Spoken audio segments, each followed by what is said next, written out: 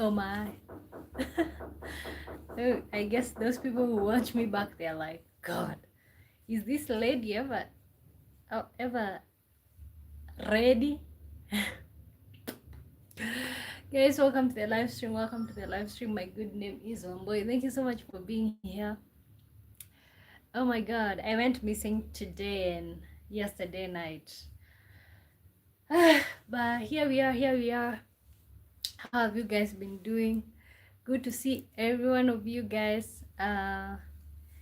Yes. Uh,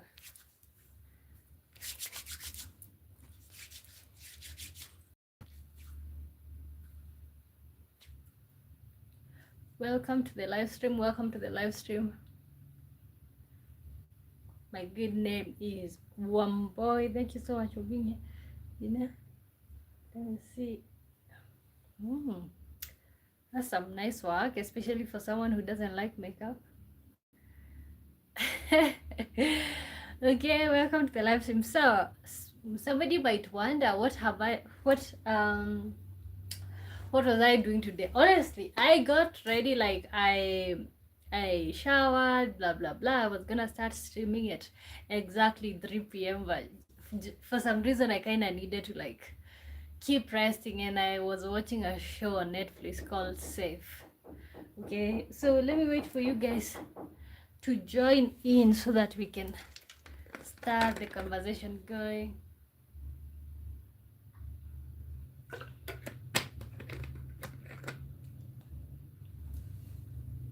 Okay, when you join in, say hi.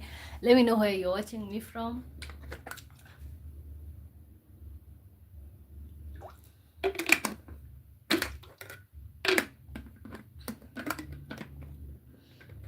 It's cold out here, so even drinking water, staying hydrated is literally a chore right now. Like, oh God. Okay, staying hydrated right now is such a huge chore, almost an impossible one. Okay, welcome to the live stream, guys. Let me know where you're watching me from. Personally, I am from Kenya. Right now it's 9:01 p.m. right here in Kenya, and it's on 25th of June. Okay, let me know where you're watching me from. What's the temperatures? Yesterday I saw everybody whining about, not whining because I can only imagine how 36 degrees Celsius can feel. I saw everybody in UK talking about the heat wave. I hope you guys are staying safe. Out here is so cold, like we are wearing jackets, you know what I'm saying? Jackets and all of those kind of things, okay? So let me know where you're watching me from. When you join in, say hi. Good to see everybody.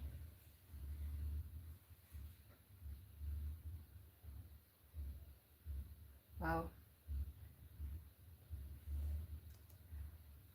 Okay, welcome to the live stream, everybody. Welcome to the live stream.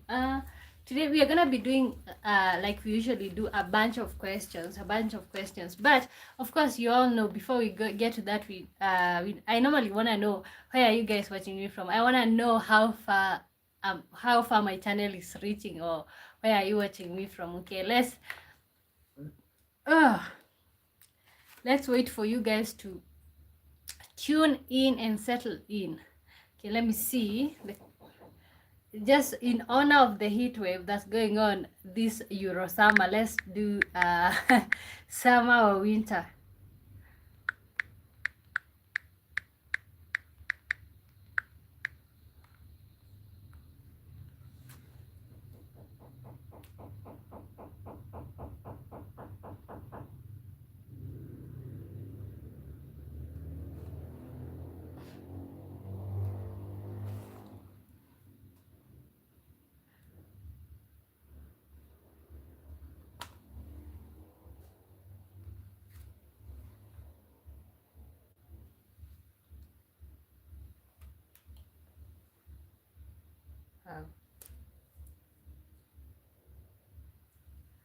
I'm having internet problems. Somebody let me know if I'm even live. Oh, wow. having internet issues. Guys, welcome to the live stream. Welcome to the live stream. You can keep saying hi. And Tadunet says you are live. Okay, I am live. Okay, I didn't know that. Thank you, thank you, thank you, thank you. How are you doing? Okay, I'm saying in honor of Eurosama and like the complaints that I was seeing online about the UK being 36 and 34 degrees Celsius yesterday. I can only imagine how hot that is, but I can tell you for sure, you guys can see how many clothes I'm wearing. It's so cold out here, very cold. Okay, not excessively, but like, for example, like right now is 63 degrees Fahrenheit. I don't know, I need to set this laptop to be showing me in degrees Celsius, because that's what we use out here. There's Francis says hi. Hi to you, good to see you. Where are you watching me from?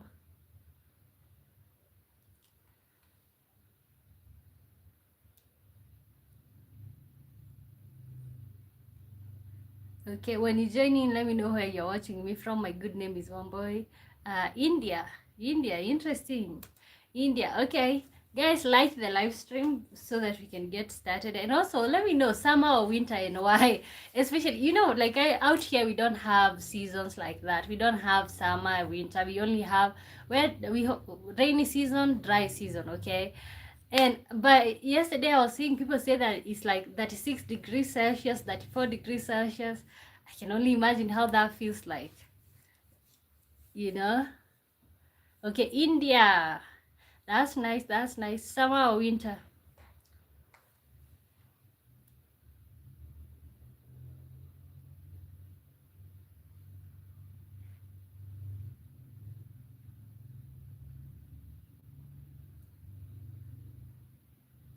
Summer, because I can go camping. How about when it's 36 degrees Celsius? Okay. I think I'm gonna go with honestly right now, because it's so cold out here, I will go with summer. Oh my god, I am freezing. I don't know if I am having a condition where like I am just feeling cold, but it's just excessively cold. It's just excessively cold here. um yes, yes, yes, we are still saying hi. I just started the live stream right now, so keep the greetings coming. Let me know where you're watching me from. What's the time where you're at? What's the temperatures, you know? uh okay, I like to start with oh, okay, next let me put the next little this or that.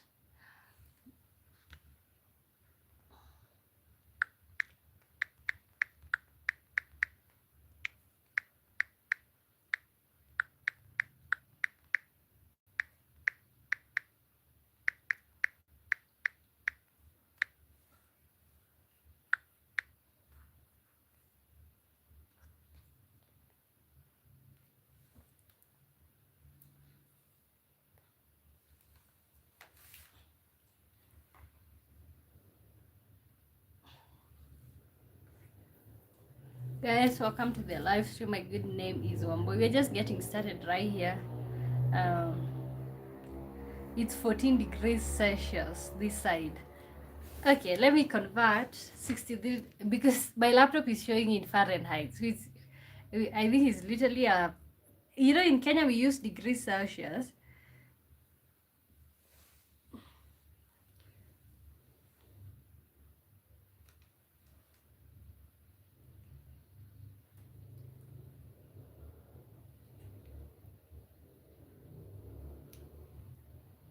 Ooh, okay. Wow, 14 is cold. 14 is cold.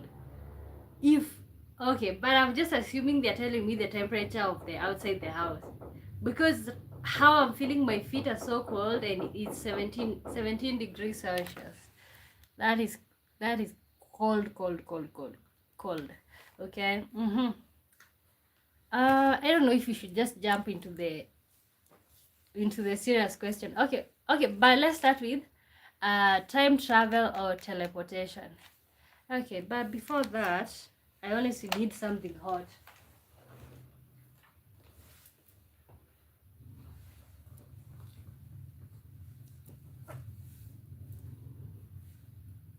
Wow.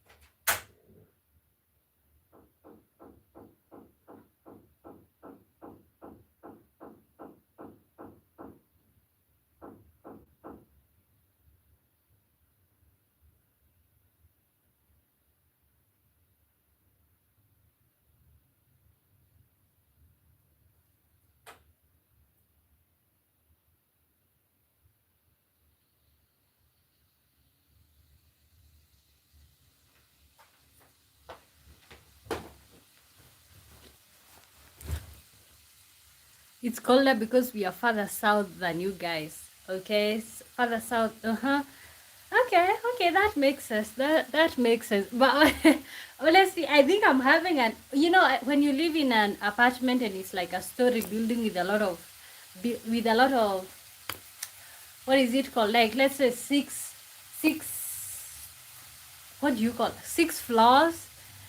For example, like me, I am just so over living in apartments, especially the ones that have like many floors. And considering that we build with stones and bricks out here, God, it can get really cold, honestly. Okay, I'm warming up something, guys. Time travel or teleportation?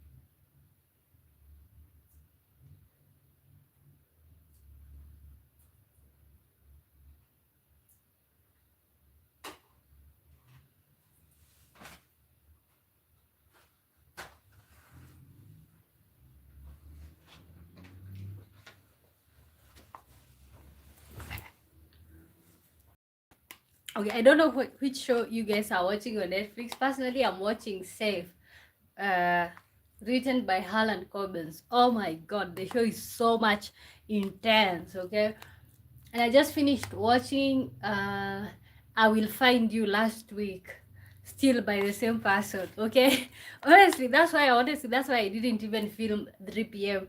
I was feeling tired, and then immediately I turned on the show. I was hooked. Even right now, I was kind of like forcing myself to stop watching so that I can come on here. I don't know if maybe am I allowed? Can I think I can. I can. Yeah, the first one, Safe. Polygamist, I have not watched Polygamist. I'm trying to get myself hooked on it, but it's just not my cup of tea. Like, and Tavina says, time travel if you can travel 1,000 years into the past. Okay, what would you find 1,000 years into the past? No, I wouldn't want to go 1,000 years into the past. First of all, like, God, I know like life was much maybe easier, but also much harder. Like, they didn't have the modern conveniences, they didn't have phones, television,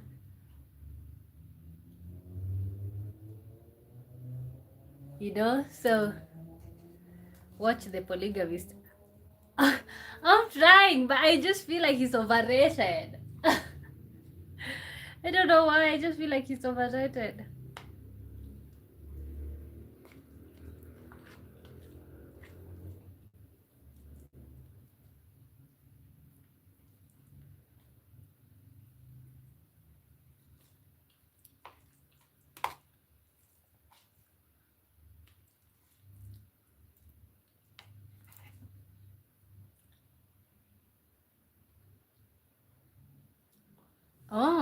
I would start an empire and pretend to invent everything again, and then what I would do if I was to go back 1,000 years, what I would do, I'll go and make sure that my forefathers are using their brain really really nicely. Okay, these games of like just relaxing while other people are making money, generational wealth, should literally stop. Like, if I was to go back 1,000 years, I would just make sure that they are aware, they're out there, they're chasing they have dreams, not just sitting there just having children and creating children with nothing to leave behind. That's me. That's me. Guys who just joined in, my good name is Wamboy. Let me know where you're watching me from. You can also, we are just warming up so that you can have the real conversation. So one of the questions that we are having is like time travel or teleportation.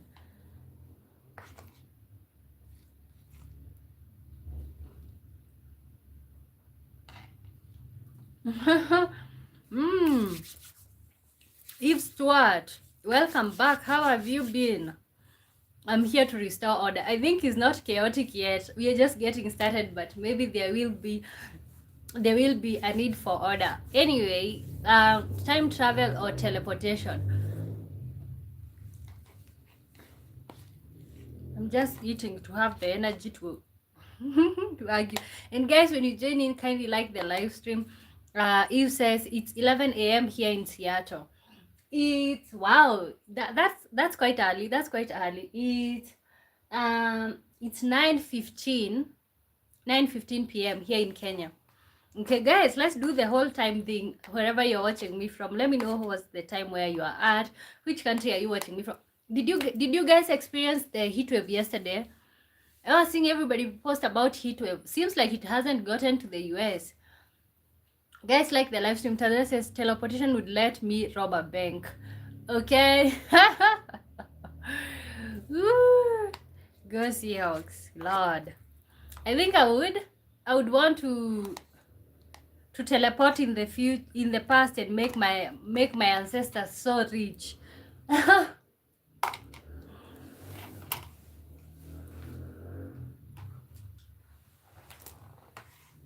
Go Seahawks, okay.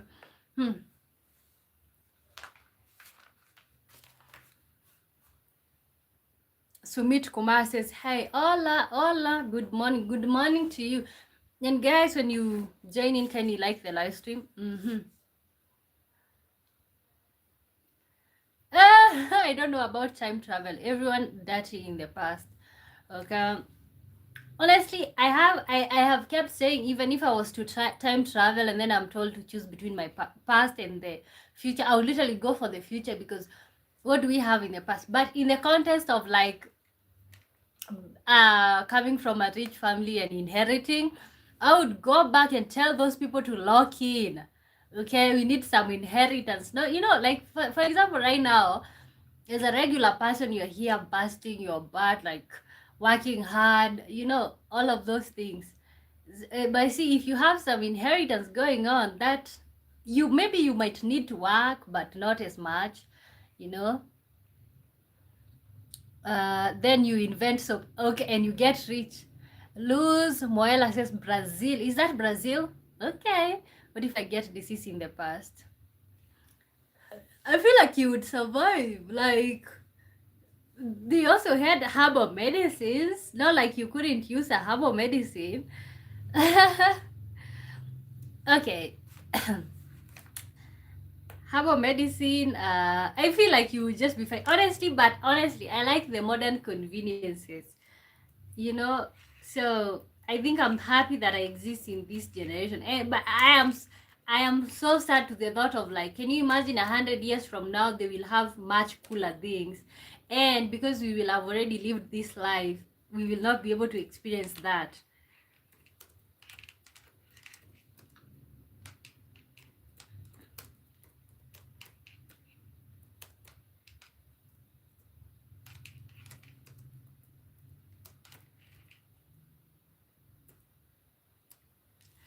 Okay, getting serious a little bit.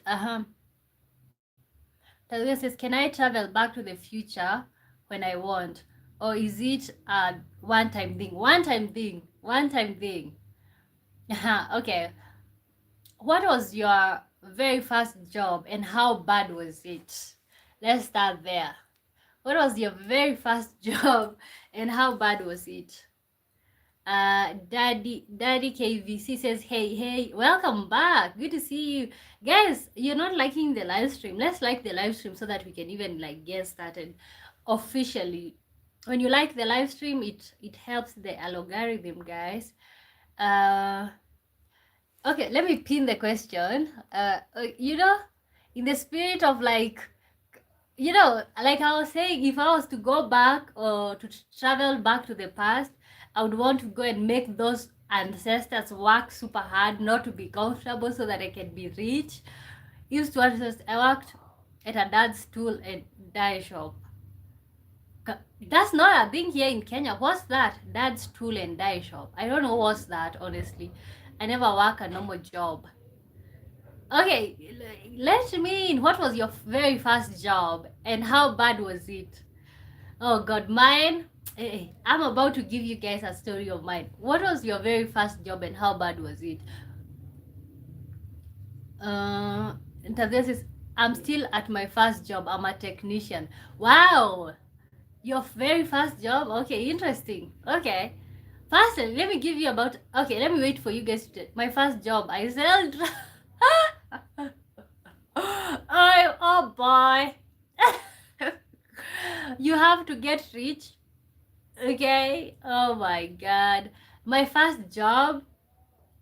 What was your first job? My first job was being a maid, a nanny. God. But I only lasted 2 days on that job. I was being a nanny, like I wiping a baby's butt and all of that. Like, oh my first job was a maid. Oh, it was so bad. Like, that's the lowest I've ever got, my good friends. The lowest I've ever got. But let me tell you, I only lasted 3 days on that job. I quit. I didn't get paid a dime after doing that job. You know, I quit after 3 days. And do you know how much you get paid for a maid job here in Kenya? Back then, okay, right now things have improved, but imagine she was just gonna pay me, I think, 6,000. Okay, how much is 6,000? Like $30 or $35 for the whole month. Imagine. No, but that, I feel like she was, yeah, it was so bad. It was so bad. I had to leave. Like, I had to leave.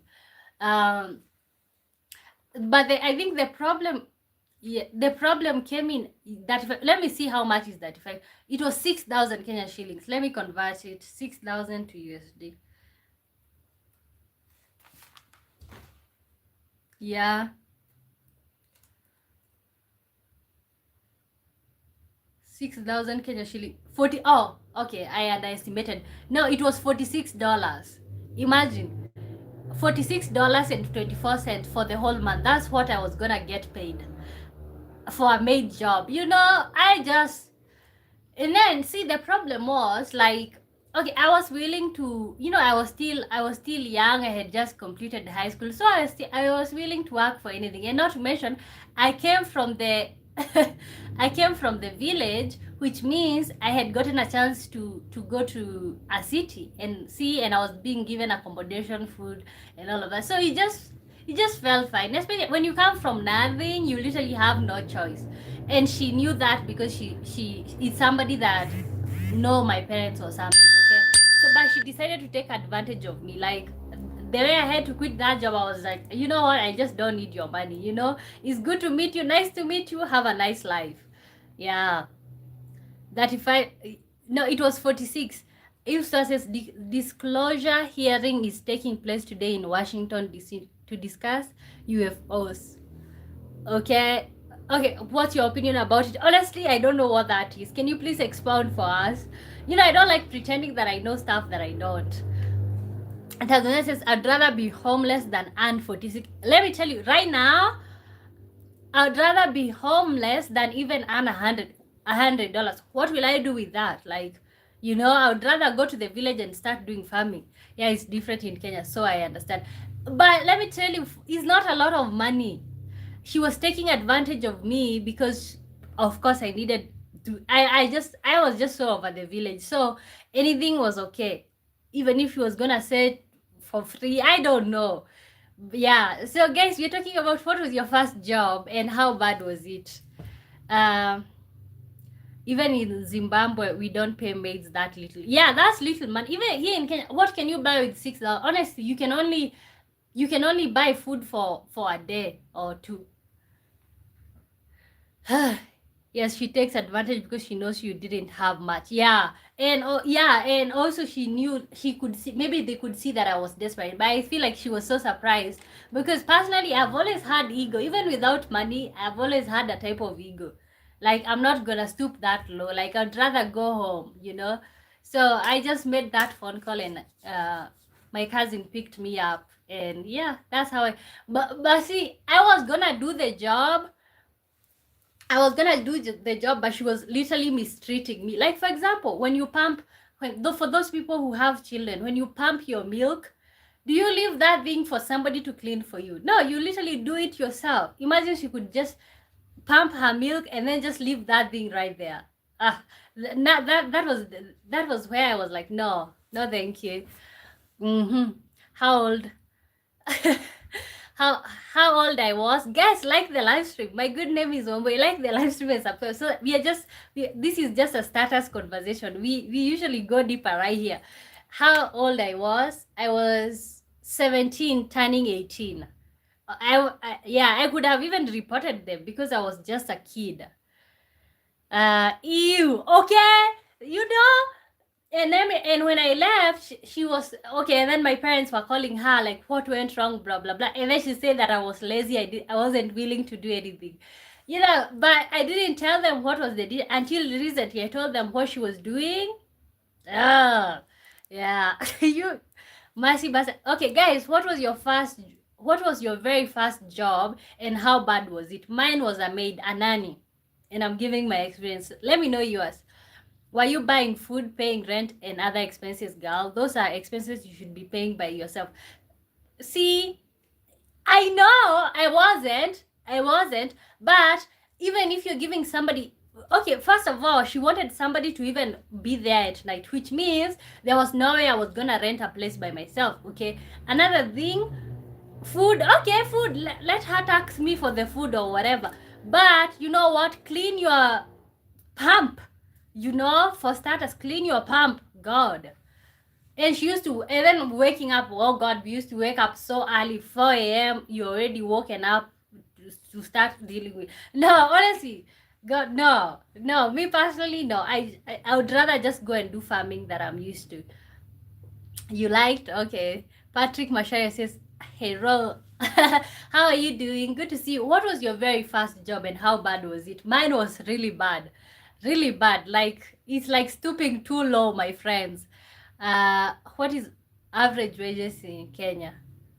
$300. That's okay. I think that's for people who are literally earning well, they earn like $300. Yeah. Or am I wrong for the Kenyans in the chat? What's the average? It sounds like you have post-traumatic from that, you know. Yeah, first of all, I'm just a young girl, I've never had children, and then somebody is just wanting me to clean their pump for them, like God. And then the other thing was mostly during the day I didn't have a lot of things that I was doing, okay?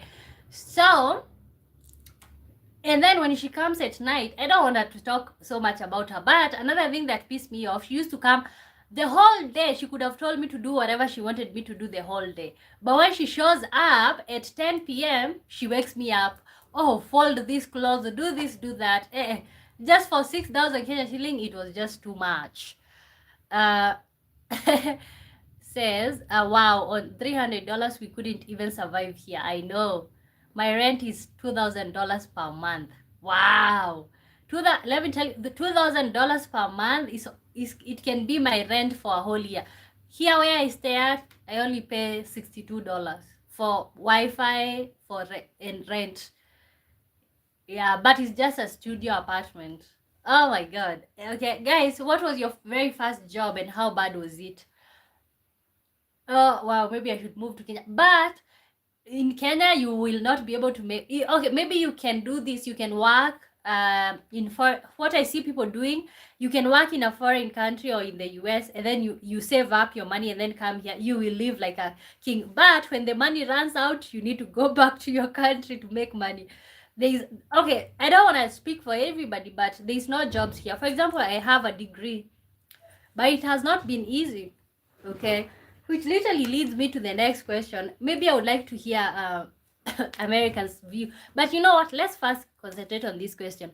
If Stuart says my house payment is $18,000 per month, your mortgage, wow, 18,000. Let me tell you, okay, not 18,000, 1,800.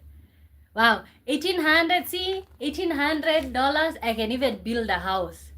To be really honest with you guys, if you're watching this, you haven't like the live stream so that my live stream can get recommended, guys, so that you can hear more of my life stories growing up. Thank you so much for the likes.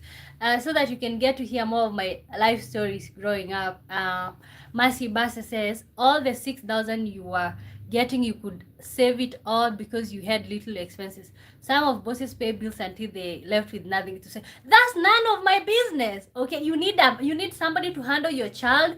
That's none of my business how you're gonna pay bills. Okay, if I tell somebody to come here and the terms and conditions where we are agreeing, okay, and see, I was willing to work on that, okay, but do not mistreat me. That's it. I don't care, like me personally being mistreated. No. That's something that I've always said. Like so I know if it was like my parents, let's say if it was my mom, she knows how to persevere. But me, I grew up seeing my mom persevere, and then I said I'll never be that. So yeah, no. I remember I didn't even have a phone when I went to that job. Okay, guys, keep telling us what was your very first job. I'm telling mine. I remember I didn't even have a phone when I went to that job. So when I realized like she's now even, first of all, I didn't have a problem with everything, but I didn't like how she wanted me to clean her pump after she milked herself. I don't know how to say that. And then another one, I didn't like that in the middle of the night when I'm supposed to just be maybe sitting down watching television. It's like that's the exact time that she wants me to be working, okay? So so what I did, the next day I befriended a girl on that, or where the employer was living. I befriended this girl, and then I told her, can you please assist me with your phone? And then I went to the rooftop, and I knew my dad's phone number. I texted him, I cannot stay here. I just texted that. You know my dad, I'm a daddy's girl, to be really honest. When he saw the message, he went nuts. The next morning, I was picked up.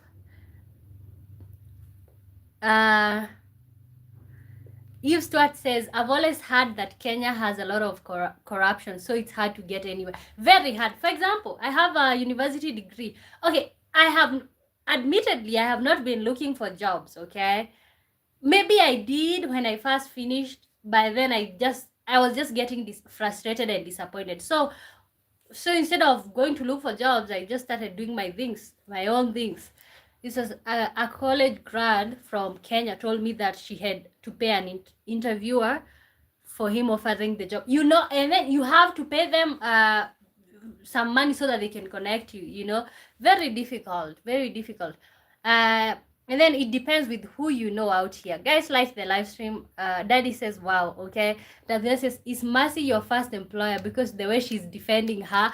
Okay, I'm betting you maybe she has employed somebody on those terms paying her. Honestly, 6,000 on you. Anyone who is here paying somebody 6,000 Kenya shillings on such a job, you should be ashamed of yourself.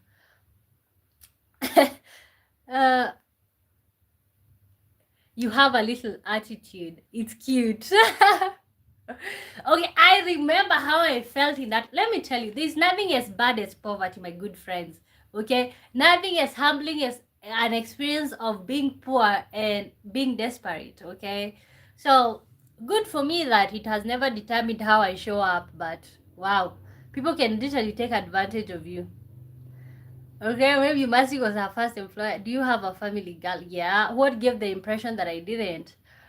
Tony, oh my god, it's been a lot of time before I saw you here. My first job was a cart pusher at Walmart. How bad was it?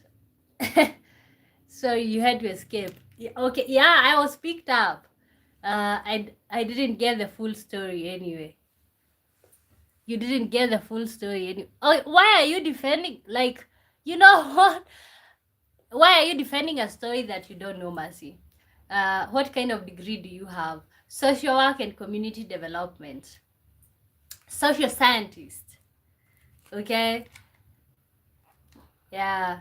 Let me tell you, I swear on my parents that even if the world is ending, I will never do such a job. I would rather go and concentrate with my farming, something that I know is self-employment, Yeah. Okay, we are about to move on to the next question. Okay, but if you just joined in, let me know what was your very first job and how bad was it?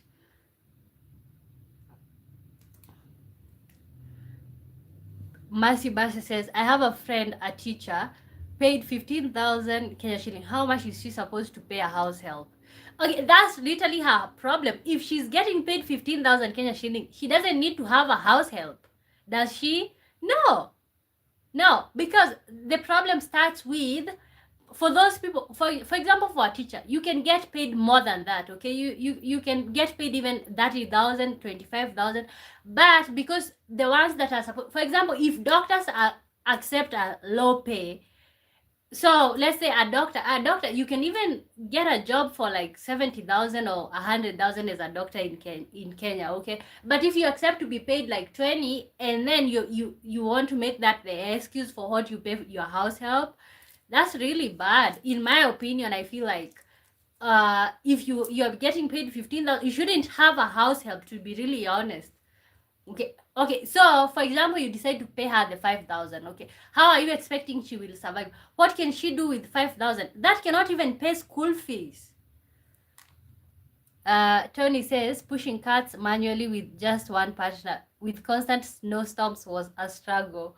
Okay, oh my god. Okay, but at least you are not getting mistreated. I wish my first job was like at a supermarket, because the experience of working inside somebody's house, and then not the constant they are looking at you like, what are you doing here, the disrespect, god, I don't have any one of you ever worked inside somebody who is considering themselves quote unquote rich, and then they just disrespectful for absolutely no reason. If you can't afford house help, don't get it. Okay, do not get it. If you're getting 15,000, that's like $100. Okay, like how much would we have to pay to get a maid? Okay, right now, actually, I'm impressed. The other day, they passed a rule where, like, a house help is supposed to be paid 18,000. They just passed that rule this year. I am so happy for that, okay? Because if you cannot afford that, then don't hire the services. At minimum, USD 150 in Zimbabwe. Okay, 150. Yeah. I think that's what they said. 18,000 Kenya shilling. For how long? 1 month. How much can you pay a house help yourself? Personally, I don't need a house help. Okay, I don't need a house help. My dishes will just stay there. When I finish my work, I will get to them. Yeah. Just stop being defensive. Just agree that, like, people have been taking advantage of others.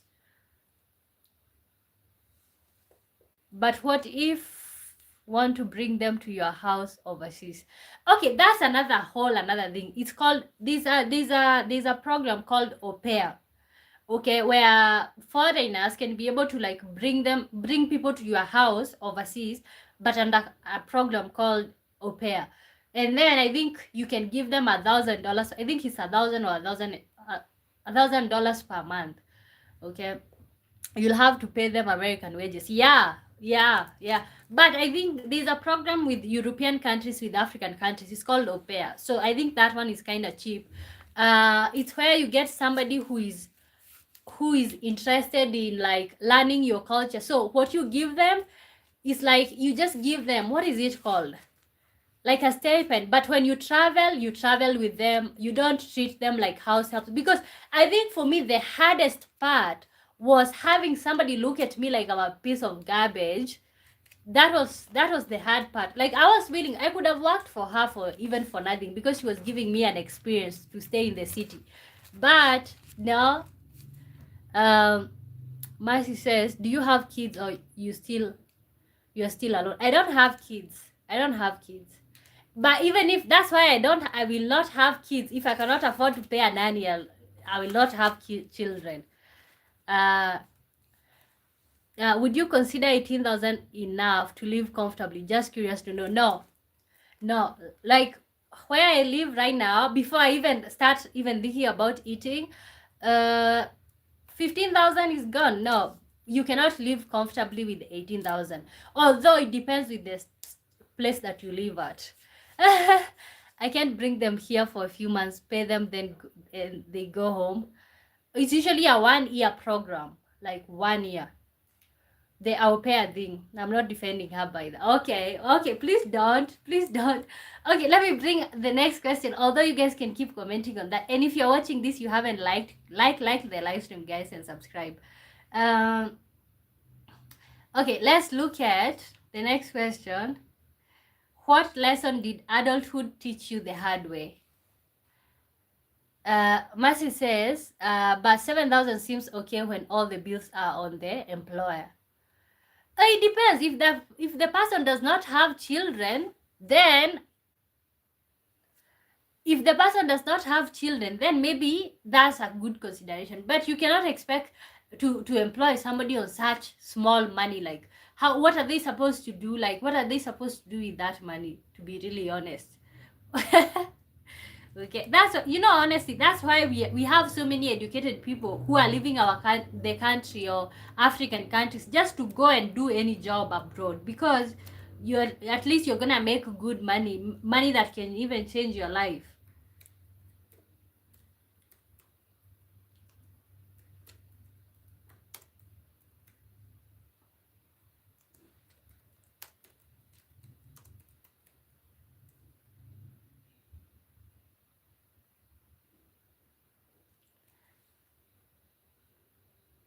Oh, can you type it? I can't understand. Okay, I'ma type it. Okay, then what lesson did God, oh my God. What lesson did adulthood teach you the hard way? Tony says, adulthood taught me every man for themselves, at least here in North America. Okay, every man for themselves. Oh, interesting. Adulthood taught me not to be desperate, to be really honest. And that's a good question. Okay, let's go in. And guys, we still have the other question. What was your very first job and how bad was it? Let's keep commenting on that one. When you remember something, include it, and I'll do the same. I feel like, me personally, what adulthood have taught me the hard way is nobody cares.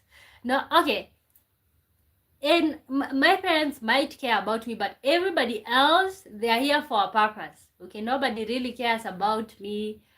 Okay, and not to turn like a little victim or whatever, but yeah, so nobody really cares, so you better just do whatever you want. Then says, I would not leave my house for less than 300 or less than 100 on a weekend.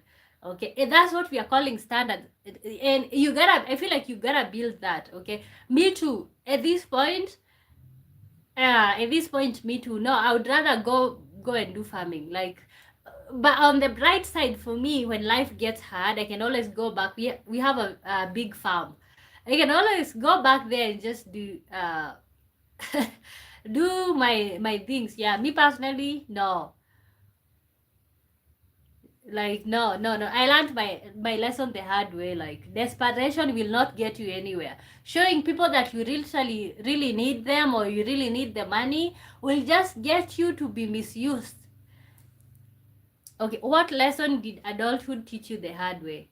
Me personally, it always have to be to do with finances. There it says, it taught me that karma is real. That's a nice way to see it. Why? If I may ask. Adulthood taught me to take any opportunity that comes my way. Okay, but not if you're getting paid nuts.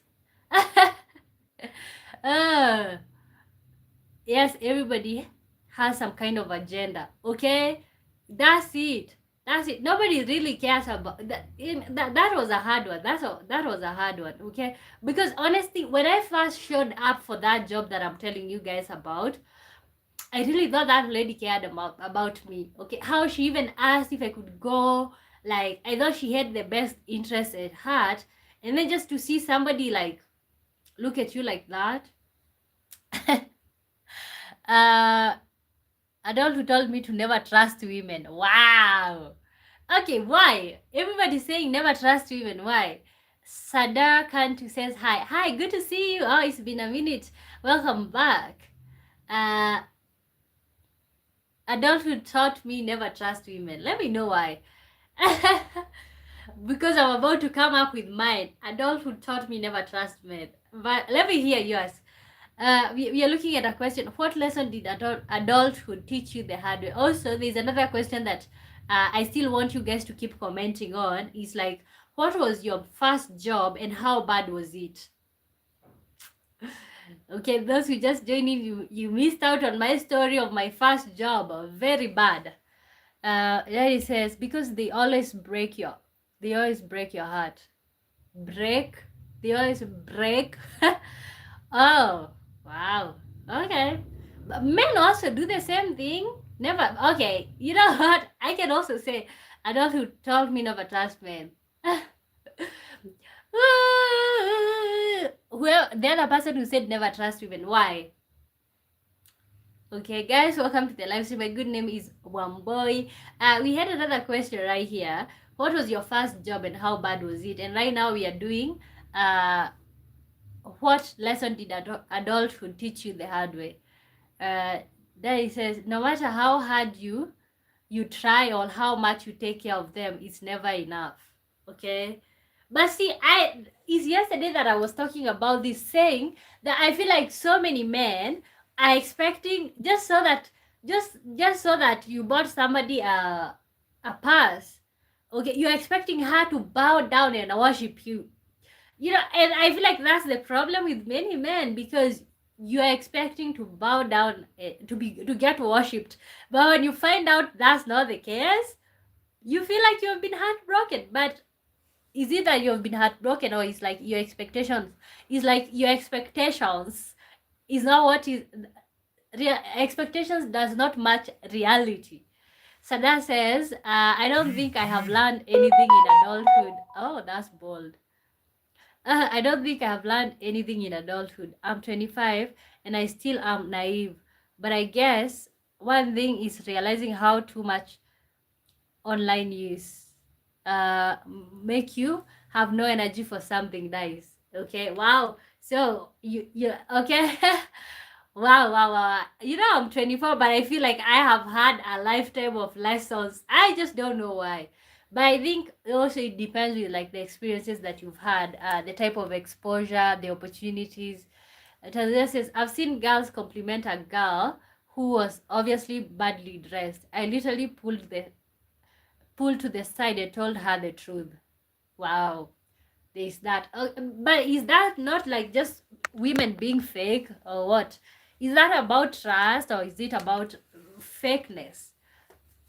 Tony says, adulthood corrects your naivety in all aspects, including relationships and both sides. I feel like adulthood just slaps you in the face with the reality. Okay, you know, when you're first, for example, when you're just a teenager, you're living in this fantasy fairy tale world. Okay, and then you just get slapped with reality. Okay, I feel like I've been so naive. Okay, I'm just 24 years old, which means maybe I might not have had a chance to like experience so many things, but I just feel like I agree with you. I feel like I agree with you, Tony. Yeah, we are usually so naive. And it's like best case scenario, okay? You want to be positive. For example, for me, like, I thought life is about you go to elementary school, which is primary school. You go to secondary school, which is high school. You go to university. You get out here, you get a job. You get a partner. You get some children. That's used to be my imagination, okay? But from since I became an adult, I even realized that I don't feel like I even want children, to be really honest. That's the reality about adulthood. Then he says, yes, we demand respect and submission. Okay, and that's what I was saying. Men in the Western world come to Africa and look for poor African girls. And then when you bring her to your country and you realize that she's a normal lady, it's just that she didn't have the right opportunities, you get something, you say, oh my gosh, she's changed so much. But did she really change? Okay, did she really change? Sada said, okay, you're right. Sada said, I saw that in others. I tried to do nice things with others, but they didn't seem to want to do it, at least not to make a bit of effort. Nowadays, people don't want to interact much. And I think, okay, adulthood is a scam. I feel like it's not a scam, but it's just that you just get character developed. In your adulthood, you get character developed. And also, God, the fact that now you're here in this life that you didn't ask to be, that's the hard part. Like, I have to deal with things. Well, I didn't have an option. Like, I didn't say to be here. That's the other one. I'm 26 and I feel like I've lived 6 lives. We are age mates right here. Okay, me personally, I feel like I have lived through the den of lions and came out alive. Okay, yeah. Imagine I'm 24, but for some reason I just feel. Sometimes I'm like, am I 30? Like, am I 24 really? What 24-year-olds are doing? I'm not doing that. You know why? Because maybe I don't have the same type of resources like they do. Doesn't says wait until you get to 29. What will happen?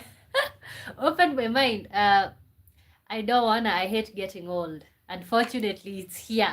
I feel like the moment you turn 20 is like you just keep going. Sada says, and I think it's better off alone than with someone who don't match your energy at least a little. And I guess it's a lesson for me to be more present and live life and use less of technology. Yeah, that's something that I'm also trying. For example, like today I was trying not to scroll and focus on, I don't know, maybe a show, or maybe when I tune into something, let me stop just passing by, the thing. You know what I'm saying? Yeah, we are literally not present. That is, African girls have too much ego for us. No, African girls do not have much ego. Have you ever dated an African girl? Messi or Ronaldo? Ronaldo. The other says, I don't ask for character development. I just wanted to make money and go home to a wife. But unfortunately, welcome to adulthood. You're gonna get character developed. When I was in university, when I got there, I just thought that everyone is there. I didn't imagine the type of character development that I would face there, but that's the place that have given me such character development. Guys, remember we have a question on the screen. What lesson did adulthood teach you the hard way? What lesson did adulthood teach you the hard way? Also, we had another question. What was your very first job and how bad was it? Sadara says, I feel like indifferent people who don't care about anything live better lives. I personally was tired of ugliness and I want to do nice things. I guess I see how not having energy for anything feels like. I feel like there's nothing, I feel like during this, especially when you're young and you have energy, when you're having people around you who are like sucking away your energy, they're not matching your energy. I just feel like that's another thing. Like when people show you who they are, believe it. Agola Evans, hi. Ben Dio says Sui. Okay. Roro, Ronaldo. I never dated African girl personally. Okay. You should try it. They scare me sometimes. Why do African girls scare you? Sada says, I meant like the people who over-invest in something, get often sick and sad, and feels like indifferent people look healthy. Yeah, honestly, I have also realized, even when I'm doing this YouTube thing, of course, we all know that I'm here with a goal at the end of the day. When I focus on the statistics, I just feel like I don't want to stream. For example, yesterday I didn't stream at night. Today I didn't stream during the day. You know why? I'm just looking, I'm like, why am I getting so tired? Like, why am I putting all my energy here? Well, I don't feel like it's adding up. It's not paying off. When will it pay off? And when I focus on that, when I put my energy on, like, I'm focusing on the end result instead of the process, I just get discouraged. So maybe adulthood have taught me to like take things easy and just flow. Uh, the irony is that even people younger than me feels like not having energy. Okay, God. Oh Lord, there it says sometimes I have trouble telling if they are really women. Oh no, that's bad. Why? I feel like that's mean. That's mean. Like, do you feel like it's like you're implying that black people are masculine? Is that what you're saying? Tony says, I don't get what you mean. I feel like that's mean. Like, how you feel like African girls are masculine? In Australia, we don't have many good-looking African women here. Wow. I don't mean to offend. Just being honest, no. Okay, honestly, I don't get offended because I honestly I don't feel like I look like a male, but I think that's yeah. Tony says I only dated African girls, can never switch up. Okay, okay. Wow, wow, wow, wow, wow, wow, wow. What lesson did adulthood teach you the hard way? Uh, Okay, next question. What's something you wish someone told you at 18? Oh God, no, don't say that. You look good compared to African women here. Wow. I don't know if to get upset or what. So that says, so you think she's like a guy. She looks nice in my opinion, especially the hair looks cool. Oh my God, you guys. Looks nice to me. Jane Jabura says hi. Hi to you, good to see you. Next question. Oh my, I cannot. But maybe it's time for that's such a tone dead bucket comment. I'm like, what should you say thank you? Should you, because even if you say that I look nice and other African girls look like they are masculine or they are male, maybe I shouldn't take that as a compliment because we are all like, I'm black and the other ones are black. You know what I'm saying? But I'm not offended. I'm not offended. Maybe it's just not my type. Yeah, maybe that's what you should say. Maybe you should just say that black people and maybe black women are not your type. Yeah, that's a fair one. Oh God. Okay, but I feel like the reason why it's offensive is because, like, even when it comes to like successful black women, everybody says that it's like they are male or something.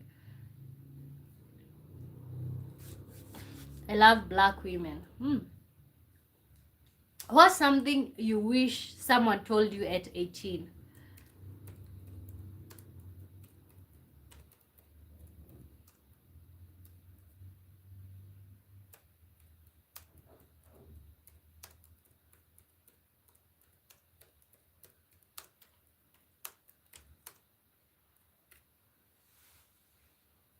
I like not, personally, I don't usually get offended, honestly.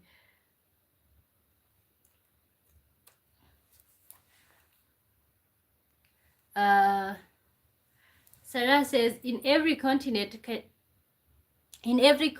can be people who look, let's say, unhealthy, not ugly. Humans are not ugly. You can be ugly if you have bad behavior, but we were created beautiful. God did everything beautiful. uh, just come to the continent, you'll find a type you never knew you like. Okay, apologies, I didn't mean to be offensive. Okay, honestly, I don't know. No, me personally, I don't get offended, okay? But I feel like you shouldn't say that because other people will get offended. Uh, that's not what I was trying to do, okay? What's something you wish someone told you at 18? Oh, just Tyler. Hi. Good to see you, Tyler. How are you doing? Uh, what's something you wish someone told you at 18? I wish someone told me that there's all time in the world. There's a lot. There's a whole future ahead. You see all those things that you're rushing to experience. You see all you're trying to explore your sexuality. You know, you see you're kind of hungry for a feeling. That feel will be out there, and you will just use. You'll say no. Unfortunately, you will say no. So I just wish someone told me that, like, maybe someone said but I didn't listen, to stop rushing, like to stop rushing, like not to even rush into sexual endeavors, whatever, because at the end of the day you can ruin your life by that, but you have a whole life ahead that you nobody will ask you or say no to you. uh oh my god, at 18 I wish someone told me not to date colored women. Why? Why? You wish someone told you not to date colored women? Oh God. Now he says, I won't say it again. So that says, I think friends maybe told me, but I forgot. But it's that 18 doesn't automatically mean mature. I thought I was ready to have driver license, but found that I'm not mature enough in all two things. Yeah, you know, at 18, I think I felt like I was ready for marriage. I I felt like I was ready for 5 children at that point, but right now I'm 24 years old. I don't feel I'm ready for any of the things that I thought that I was ready at 18. You know, see, all these relationships when you're 18 years old, you're talking about children, you're talking about all these things. So I just wish someone had told me that, like, you know, you're not ready for nothing. Sana says maturity is about good choices. I have to start reading from the laptop. Maturity is about good choices and desire to learn, not about the age. 5-year-old kids can be more mature than 60-year-olds. Yeah, but that doesn't mean that a 5-year-old can make a decision of a 25-year-old. They might, but that doesn't mean they should. Tony says, in Australia, many black people are South Sudanese. Oh, I didn't know that. I personally find them attractive, but many countries follow Eurocentric beauty style, hence certain mindset. Okay, and I can see why.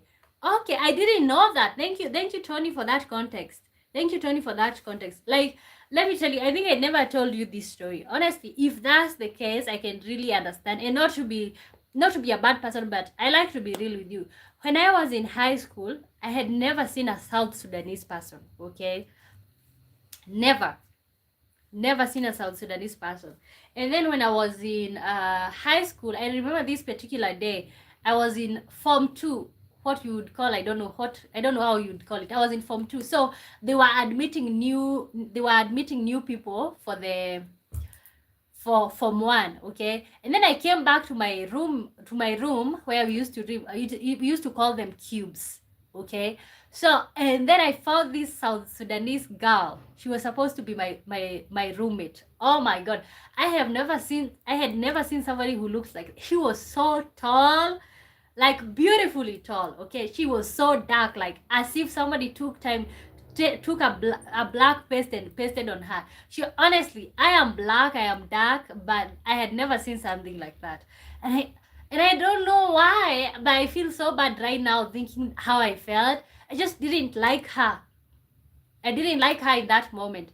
I had to but at the end of the day, we end up being close friends, good friends, okay? But see, it's because I was never exposed to somebody who looked like that. So automatically, I disliked her when I saw her.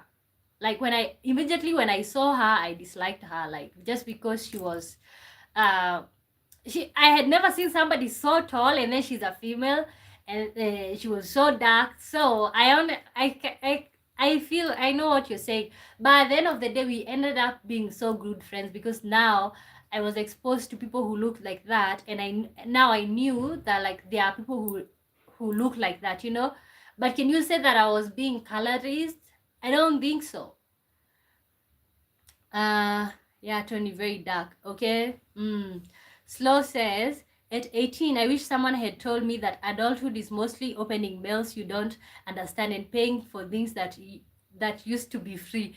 Okay, especially that, underline that. Like, also to add to you, it's like you just never get a minute. Okay, let's say you are vacationing, and then you remember that when you go back home you have to pay for electricity, all of those. So I honestly feel you. Tanzania says, I've almost lost my life in South Africa because of them. May God guide me away from them. Ah, okay. Daddy says on what happened. Ellie YouTuber says hello. Hello, good to see you guys. And those who are just joining in, kindly like the live stream and subscribe. Thank you so much for being here. Daddy says, yes, Tony, explained much better. Are you American or African? Make a wild guess. But I am Kenyan. I'm not African. I'm Kenyan. Then he says, now you understand what I mean. Ezekiel Mutua says, how are you feeling? I'm feeling great. How are you doing? Ntalia says, today I've gotten set up twice. I've been attacked because I was black due dating a colored girl. What is colored? I think you lost me. You know, do you know colored in America means black, brown? Okay, when it comes to, so what do you mean when you say colored? That's why don't they like dating black? Okay, Sada Kantu, waiting for your message. Okay. Tony says, I'm disappointed that was your first reaction to your room. I know. I know. I feel so bad to date. Sometimes I'm just sitting like this because also me personally, I have been bullied before for being so dark. Okay, I have been bullied not even once or even twice, so many times. I've been bullied before for being black. So I feel so bad that but I had gone through these experiences before I met her. So I feel bad that like when I saw her, that's how I felt. Honestly. And it was just a pure hate from deep down in my heart. I just felt like, yeah, I just wonder if that's what people who don't look like me feel when they see me. You just feel intimidated or you just feel unsettled. In Australia, colored means black and brown. Yeah, I feel like your colors can be yeah, Tadunet, I feel like you're misled. Colored means black and brown. I mean mixed people, race people. Okay, mixed people, race, or which is black. Okay. Sada says, also saying when I reach 18 I'll do what I want is not true. Ironically, even in adulthood, uh, we have rules to respect and limits similar to childhood, just the punishments are different. Yeah, you know, when I turned 18 I was like, I'm gonna get myself an ID card and I will go to every club that I want to. I will use any drug that I want to. That was what my mind was telling me. But in reality, when you do that, you lose your life. Okay, when you do that, yeah, there's rules. Yeah, so guys, remember there's a question here. What's something you wish someone told you at 18? There it says, you have the best English I've ever heard from someone in Kenya. It's impressive. Yeah, I think I kind of like, I speak English the whole day. Not to mention, I stream almost these days because I want the watch hours. I'm streaming, how many? I'm streaming like almost 7 hours. No, and also in real life, I speak English during the day. So yeah, and also not to mention, I'm pretty much educated anyway. Yeah, that's why some people ask me if I live in America because I am conversant. But you'll be surprised. Most people in Kenya can speak good English, and we are expected to take accountability more once we are older. Yeah, we are. Tony says coloreds in South Africa are a racial category of mixed race people. Think of Tyler. Think of Tyler. The thing. Okay, I didn't know. I think mostly because I usually just look at American things and stuff, so that's why I think. Yeah. Okay. Thank you for that. And he says, oh, okay, thank you everyone for teaching me and not getting mad at being naive. Okay, honestly, I kind of wanted to, and then I remembered that interaction with that South Sudanese lady. Yeah, I felt so bad at that. That was my first interaction with her. Okay, what's something you wish someone told you at 18? Okay, moving on. Next question. And also, if you have not answered the question, what was your very first job and how bad was it? So let's look at, is college still worth it in 2026? Is college still worth it in 2026?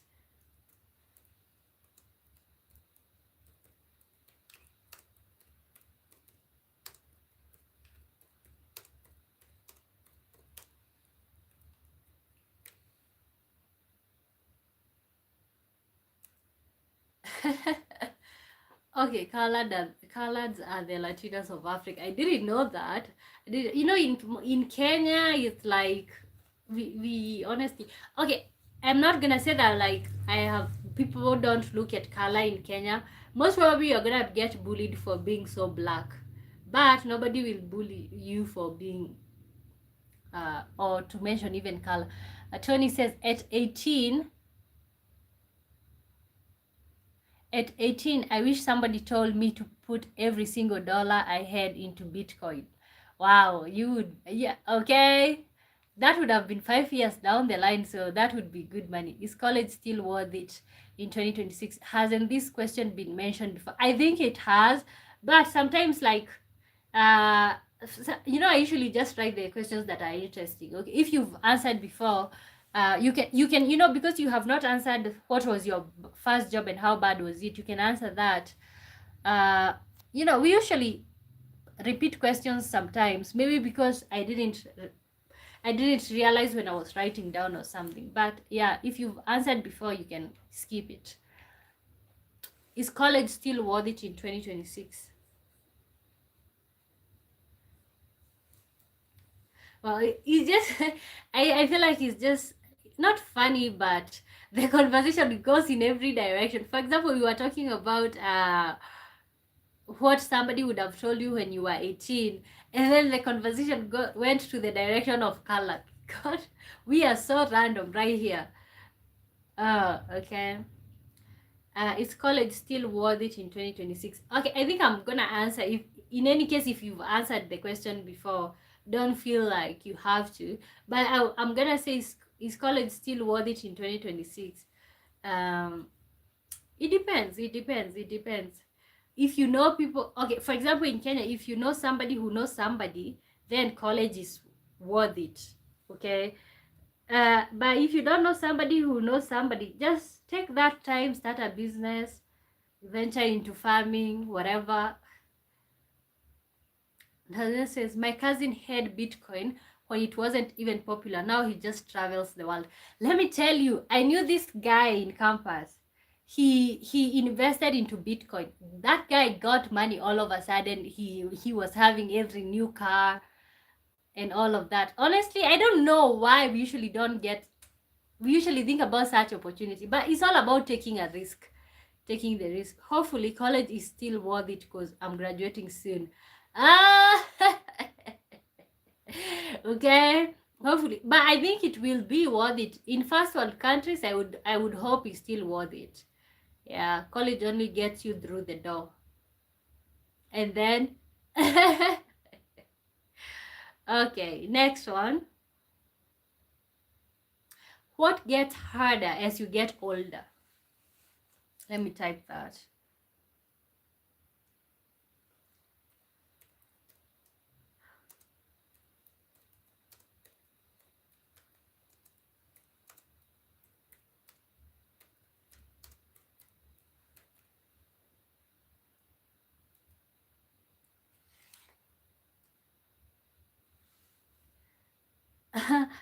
job market is right now, though I'm kind of doubting the value of it some days. Okay, you know, I feel like for those of us who have gone through university, who have gone through that, okay, that's something that, okay, we can keep regretting, but you cannot undo that. You already have that. But okay, and I don't want to be someone who misleads. If somebody is joining school and maybe you have another opportunity, you have two opportunity, joining school or maybe doing something else. Maybe you would want to do something else and then join school late. I don't know. That can be misleading. That can be, I don't want to say something that can be misleading, but in my opinion, okay, you need to know who do you know, especially if you're in a third world country. Tazuna says running. Sada says, I think this is a question that applies more to older people. I don't think so. I don't think so. What gets harder as you get older? Okay, because for us, I feel like everybody who is in the chat right now, we are either 23, 24, 25, 26. Maybe for some people is 29. Okay, but what I'm saying is, like, there was a time that we were 10, there was a time we were 15, there was a time we were 20, you know. So what gets harder as you get older? Yeah, I feel like having things your way, having things go your way kind of like gets harder. I'm 29 and my body aches in the morning. Are you being serious? Really?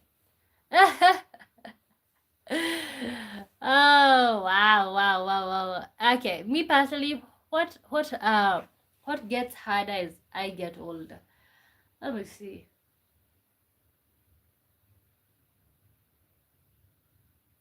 Oh, what gets harder is staying genuine. Honestly, I can agree with that.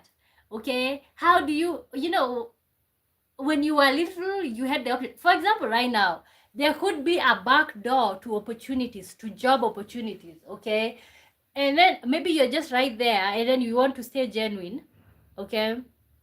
You want to stay genuine. Will you be able to stay genuine when there's a back door that you can use to get yourself into an opportunity? No.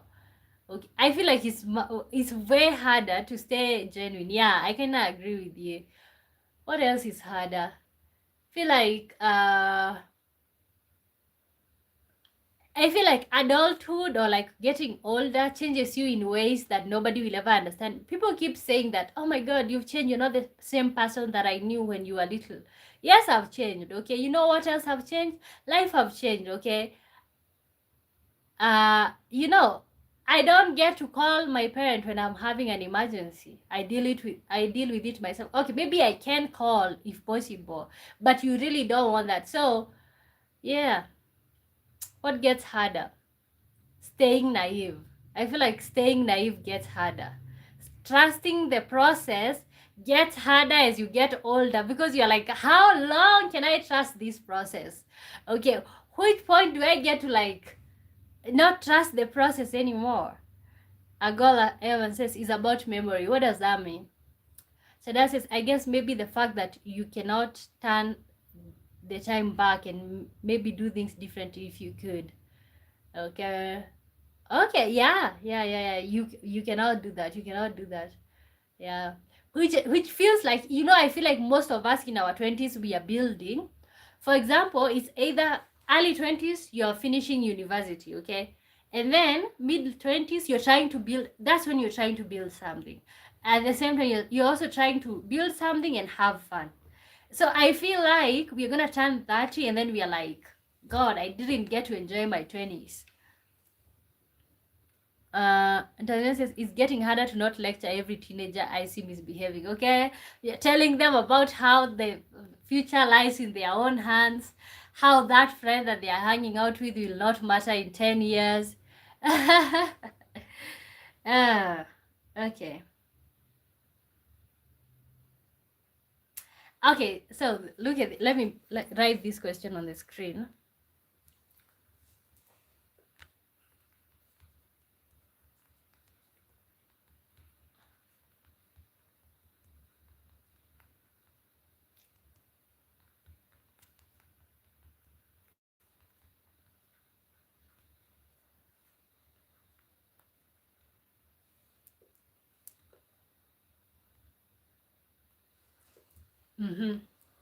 Is loyalty more important than honesty? Honest opinions right there. Is loyalty more important than honesty? Loyalty more important than honesty. Interesting. Isn't being honest a form of loyalty as well? Uh, no. Okay. Hear me out. Is being honest a form of loyalty? Uh,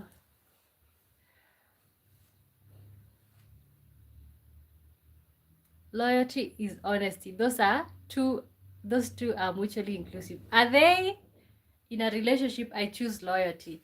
No, see, first of all, somebody can be lying to you, but they are loyal to you. Okay, that's what I feel like. Somebody can be lying to you, but they are loyal. In a relationship, I choose loyalty. Is loyalty more important than honesty? Okay, so for those of you saying that it's inclusive is one at the same time, I don't think it's really not. Sometimes somebody has a secret that they cannot tell you,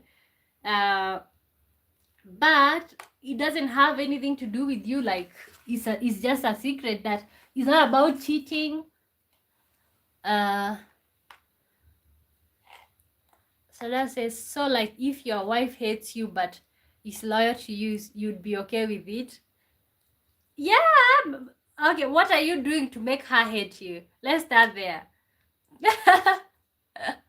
Well, because what if she tells you, you know what, I hate you? What if she tells you that? What are you gonna do? If you had, I mean, I don't know if you are married or not. No, I'm not married. I'm engaged. Is loyalty more important than honesty?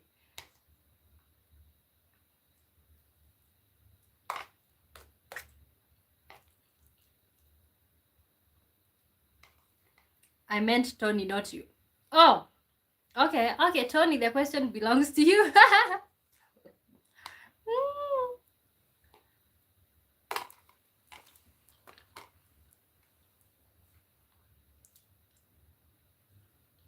Mm-hmm.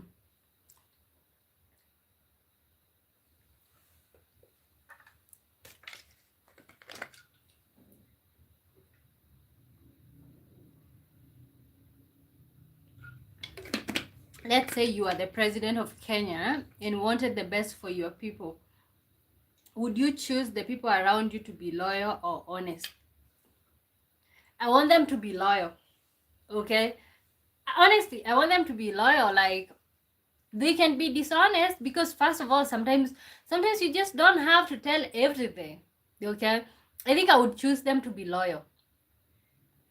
I would choose them to be loyal. And I think Sada asked you a question, Tony.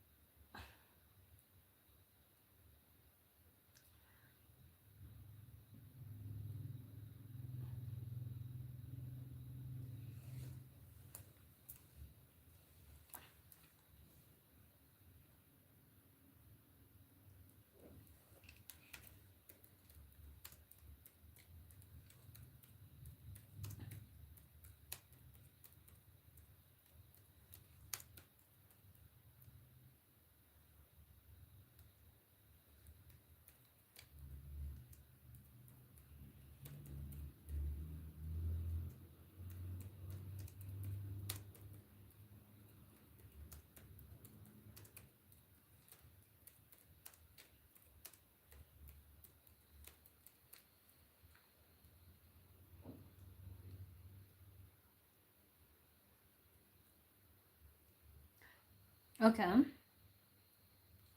If she hates me, I'd probably feel her energy and cut her off.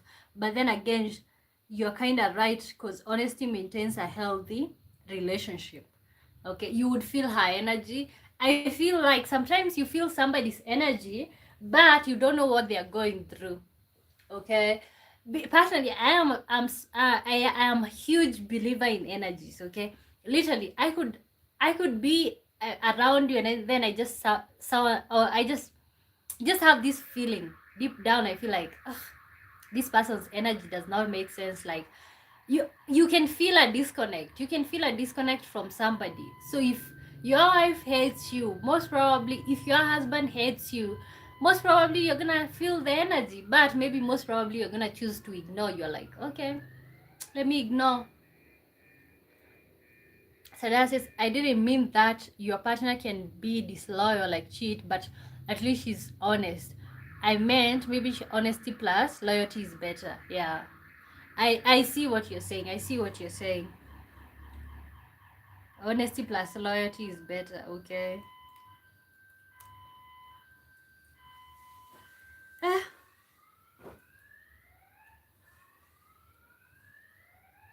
good level of honesty, extremely high loyalty is definitely the sweet spot. Especially for marriage. Like, can you imagine you're with this person 24/7? Hmm? 24/7. Okay, not 24/7, but this is your person. Like, even if there's an ambulance.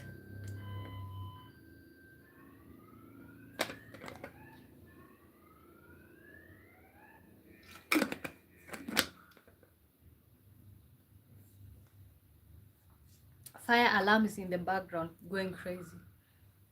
Okay, I can hear it. I think it's an ambulance or something. Okay. I said, what's something you no longer have energy to tolerate? Maybe this honestly, this one now, this is the one that I would say maybe it's for at least older people. But what's something you no longer have energy to tolerate?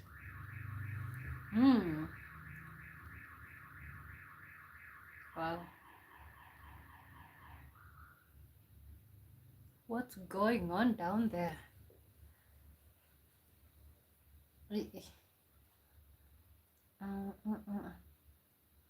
And Sada, you didn't answer what okay, did you? Maybe you did. Maybe you did. You said, what was your first job and how bad was it? That was the first question that we started with. Okay, the next question. Okay, after this, the one that we have, the next question is interesting. Best or worst gift you've ever received? Okay, maybe not best to me.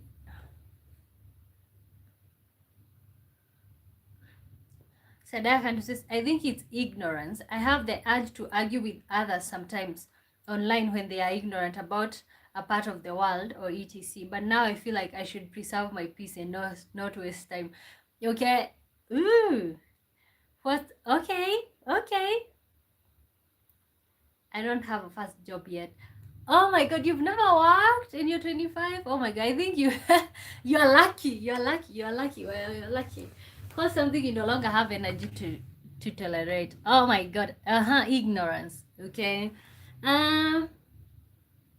I feel like I could agree with you the ignorance. Especially the thing is, as a black person, you're always coming across people trying to put you down or stuff.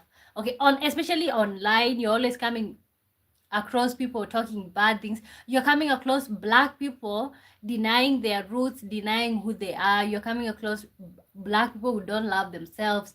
You're coming across black people who are bleaching their skin. Honestly, that's one of the conversations that kind of like gets me worked up. Okay, that conversation gets me worked up. So when it comes to ignorance, I could literally agree with you, because it doesn't matter how you tell them, they are gonna believe in whatever they believe in. They are gonna keep believing in that. So yeah, that's something that, yeah. Tony says, I can't tolerate BS in my close relationships. I have control over that, so I manage it accordingly. Okay, me too. I feel like right now something that I cannot tolerate is fake friendships. Like, I don't have time for that. Friendship where people give you back, what is it called? Backhanded compliments. You see, people who discourage you. For example, let me tell you, right now, I think I'm doing so much on YouTube right now. For example, people like Tony, I think you joined in when I was like maybe 100 subscribers. Right now, we are 1,000 plus. Okay, we are 1,000 plus people here. So see, but I feel like the reason why I've been able to keep going is because I don't ask advice from friends.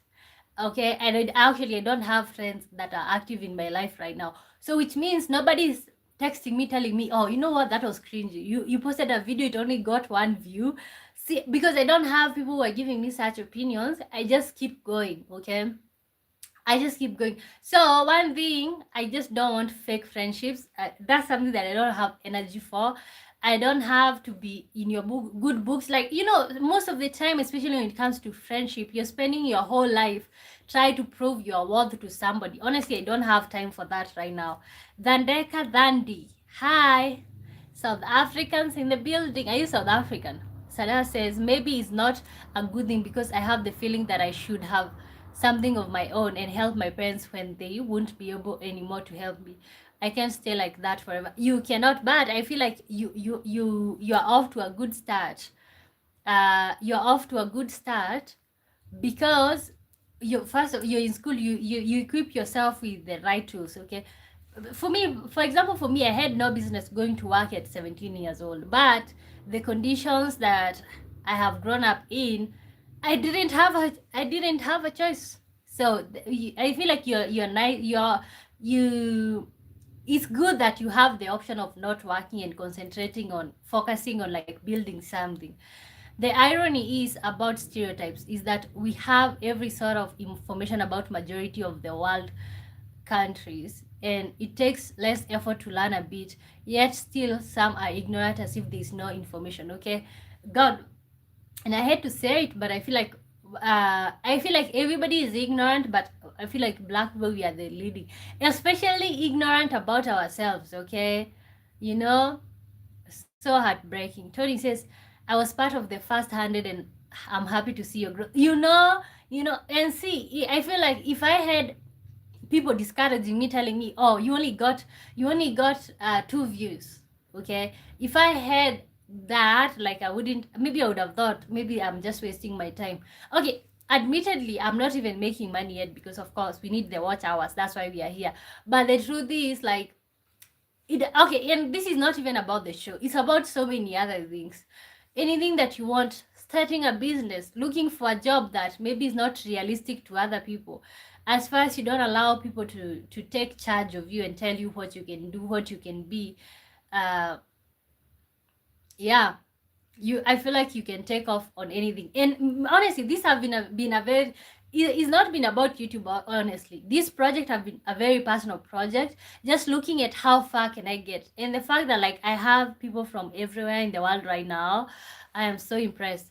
Sadaka Kantu says, I saw on YouTube even black Americans being ignorant about Africa as well, believing Africans have no house or sleep. Honestly, and when I show speed, when he was showing around Africa, I saw black Americans even crying, saying, oh my God, I cannot believe they said that about, they told us that these people are this and that. And then I'm like, oh my God. And another thing is, like, most black people in the diaspora do not like to be associated with Africa. Okay, don't get me wrong, maybe even if I was in that part of the world, maybe I wouldn't want to be associated with Africa, because how do you agree to be associated with something that is so behind? Okay, but I just feel like, you know, we can all say maybe white people originate from Europe. We can all say black people originate from Africa. That doesn't mean that you're African, does it? Does it? I'm just saying. Yeah. So what's something you no longer have energy for? For me, is friendships, like fake friendships.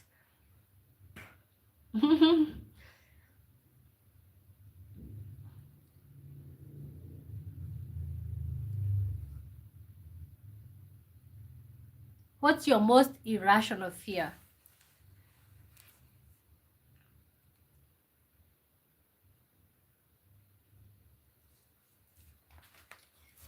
Okay, guys, welcome to the live stream. My good name is Wamboi.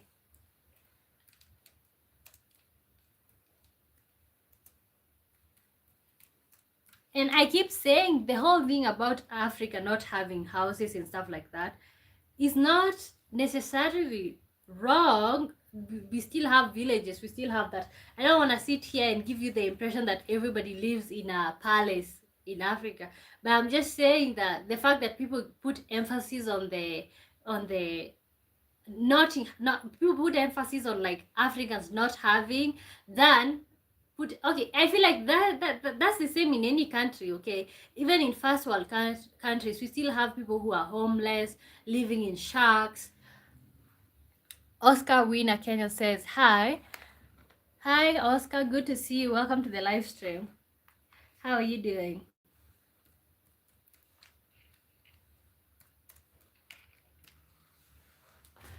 Sada Kant says, I mean, ancestry doesn't guarantee knowledge. Ancestry is just in the past. Your great ancestors lived somewhere, they moved or were moved like by slavery or other things somewhere, and here we are.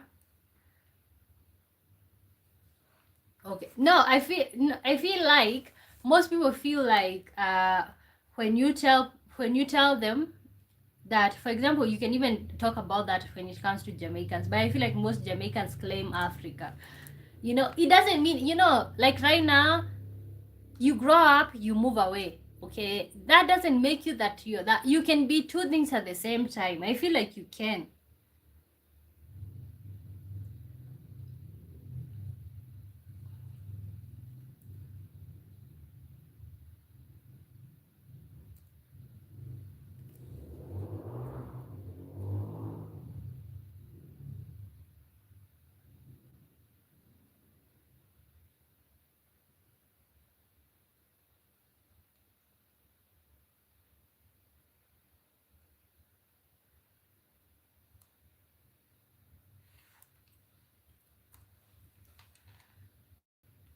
Tony says, all this propaganda is to uphold a certain perception and mindset that benefit Western societies and adjacent.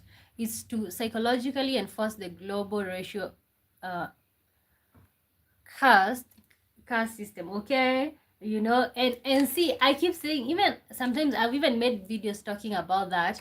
I keep wanting to, you know, but unfortunately when you make such videos, the people who are supposed to see do not see it. Okay, and people who are not even, who is not even beneficial to them, are the one who sees it. Okay, so but the thing is, like, I was going to say, that, like, uh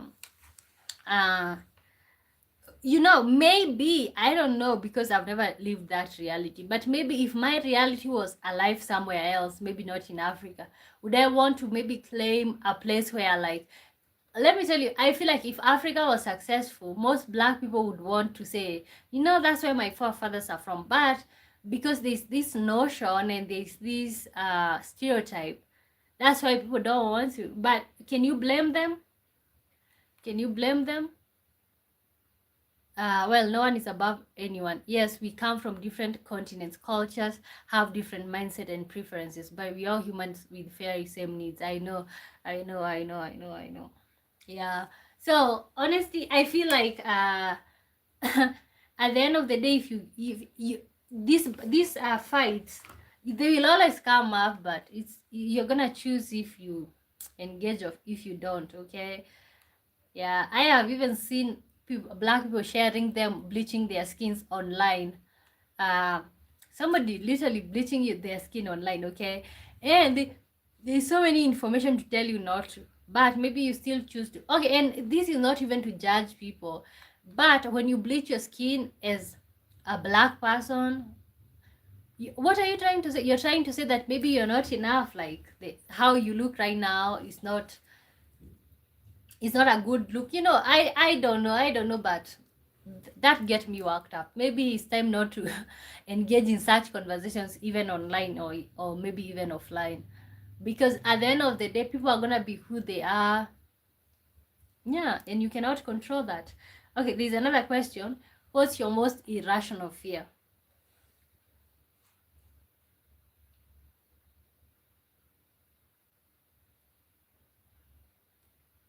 uh,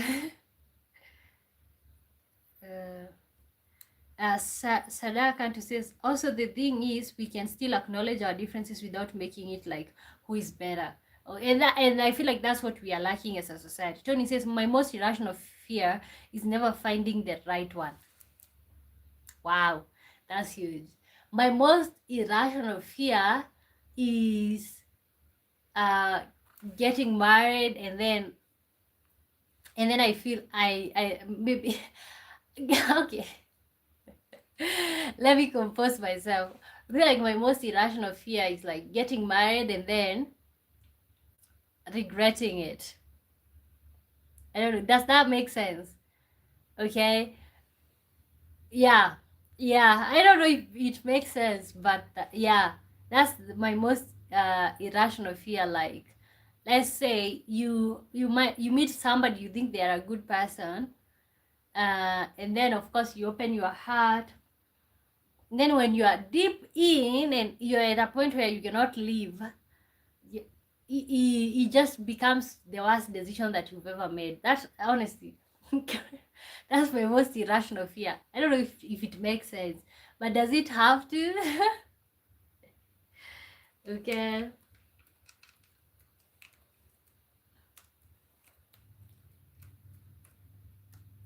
You know, sometimes when I'm just seated like this, when I'm just seated like this, just when I'm like maybe not even thinking straight, I'm like, maybe human beings are meant to maybe human beings are meant to like live alone or stay alone, or maybe I don't know, but that's why it's irrational. Okay. uh Tony says, are you absolutely sure about your fiance? I think I am, but does that stop you from like sometimes thinking, God, what if it you're human, sometimes you think, oh God, what if it doesn't turn out well, like what if you regret this? Because I feel like, okay, but that's why it's irrational. I feel like people do not overthink when it comes to making permanent decisions like buying property, getting married, and all of that. But I think at a very young age, I've come to realize that's something that's pretty much serious.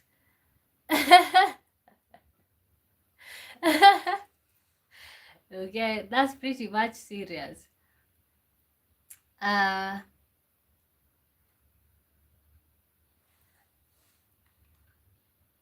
Okay, Sarah says, but also I'd like to add, to not create misunderstanding. Acknowledging differences doesn't mean we should accept every behavior in a culture. That can be unethical or not good for others, okay? Yeah, or maybe saying, that's just how I am. Like, somebody is telling you, I don't appreciate when you do this. I don't appreciate when you do that. And then you're like, that's just how I am. That's just how I am. No, change. You know, Lucy the Jolly, every time I am on here, you always come. The first thing you type is that. Like, why do you always type that? Okay, that's a fact, but why do you always like type that? Like, straight up. Okay, guys, welcome to the live stream. What's your most irrational fear?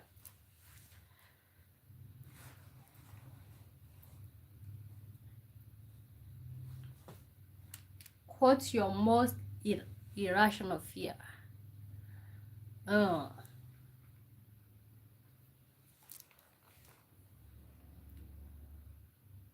So they could stop bothering you. I feel like everybody's pretty much respectful and all of that. I guess maybe fear of dogs. Oh, okay. Okay.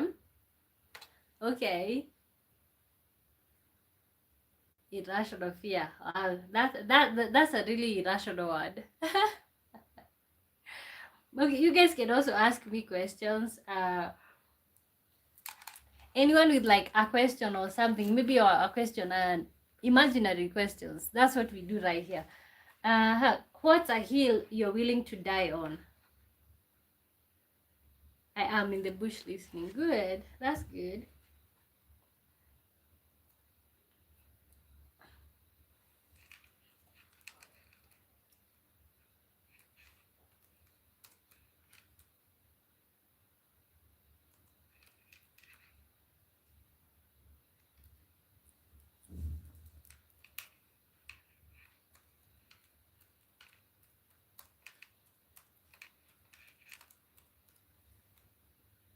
Okay, guys, welcome to the live stream. Let me know where you're watching me from. I am from Kenya, and it's 10:14 p.m. right here. 10:14. Okay, not 10:14, 10:44, sorry. Okay, Tony asked a question. What's my biggest financial regret? And I feel like everybody else can answer that. Okay, let's look at what's your biggest financial regret?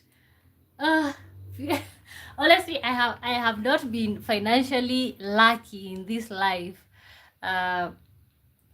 Biggest financial regret. I feel like I regret moving where I am right now. I feel like that's the only regret that comes with finances that I regret.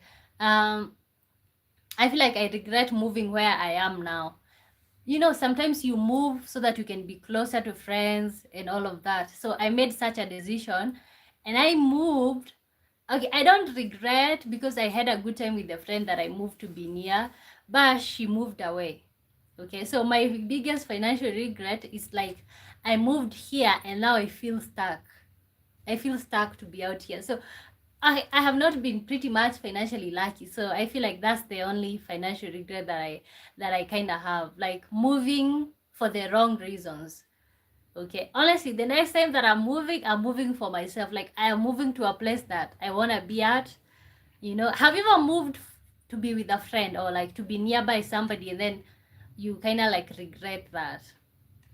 And also another financial regret is like when I got here, I just bought a bunch of stuff. So it just becomes so hard to like move. Sadakantu says, what would you do if one day you run out of questions? I would never run out of questions. Actually, before I started doing questions a few days ago, we usually do topics. Like we have a topic and that's just we talk about one thing the whole time. But I kind of feel like the questions are doing way better because we have different topics. We can cover so many topics when I am having questions. But when I run out of questions, you guys are gonna ask me the questions. Lucy Dojo says 7 hours ahead of me. Where are you watching me from? 7 hours ahead. Richmond says hello to you, Richmond. Good to see you. How are you doing? Okay, anyone, what's your biggest financial regret? Okay, maybe this is for people who are a little bit older. Biggest financial regret, because for me, like, I have not been lucky enough to yeah. What's your signature? Ah.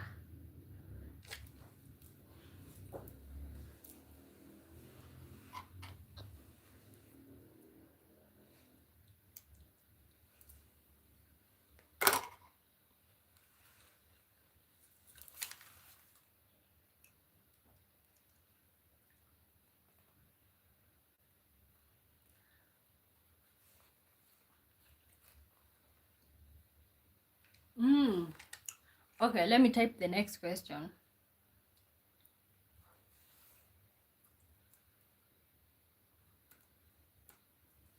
What's a hill you're willing to die on?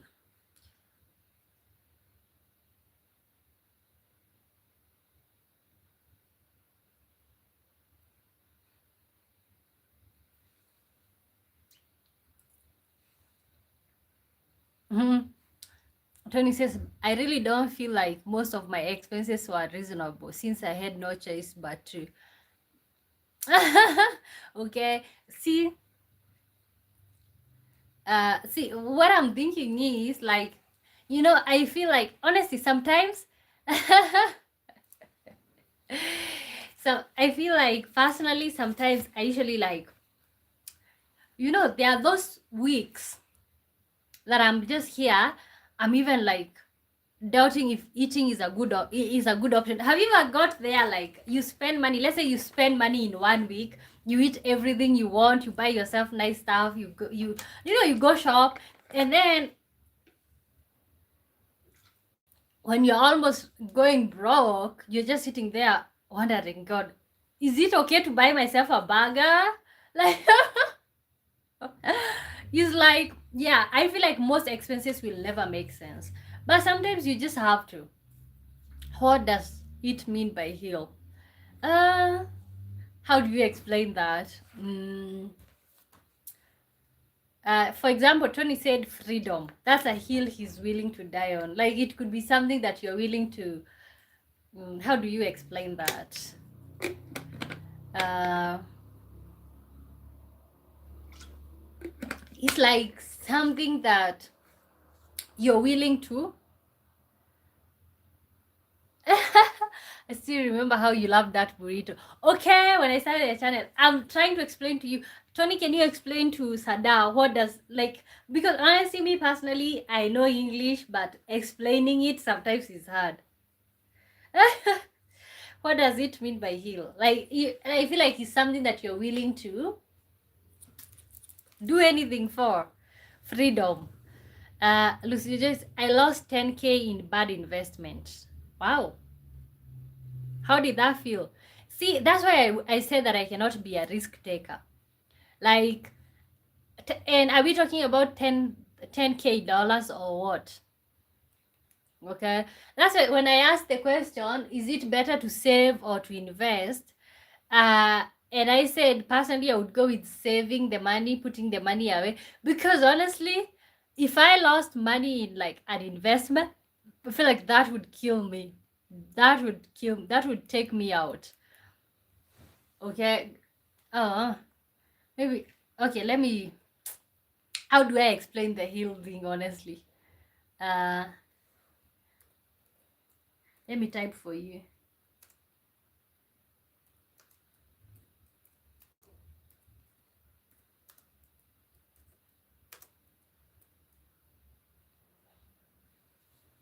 It's an expression about a belief you're willing to lose your life for. Okay, okay.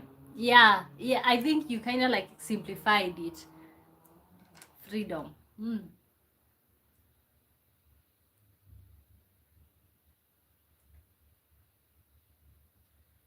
Okay, I still remember how you loved that burrito. Okay, you know what? I keep thinking maybe I should buy myself another one. But you know, sometimes I feel like sometimes I'm like, you know what? I kind of deserve to buy myself a nice meal. And then other times I'm like, even when I buy myself something that's really cheap, I'm like, you're really wasting money, one boy. You are. Oh God. Yeah. Another thing that adulthood slapped me in the face. Like, what do you mean I have to pay to eat? Like, I used to just not know where food is coming from. Just to sit around and like just have food. Right now, you go shop, you're like, you have to balance, you have to ask yourself this or this. Which one? This or this? Which one are you gonna take with you, you know? That's hard. That's hard. I am surprised that you remember when I ate a burrito on the show. You know, I think, it's been a whole roller coaster. I feel like we are gonna celebrate. You can make a cheaper burrito at home if you want. I think it's cheaper. Okay, and I know it might be cheaper, but okay, maybe. Hey, I don't know. Maybe it might be cheaper or something. But when you live alone, you kind of overthink everything to be. You feel like it's a waste of time to like cook. Sometimes you are like, because for you to make a burrito, you to go and buy all those stuff, a huge thing of cheese, you know.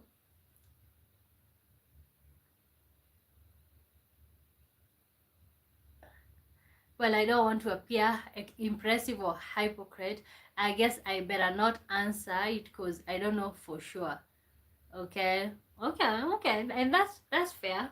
That's fair. Okay, let's move to the magical stuff. Uh, if you could have if you could have any fictional creature as a pet, what would you choose?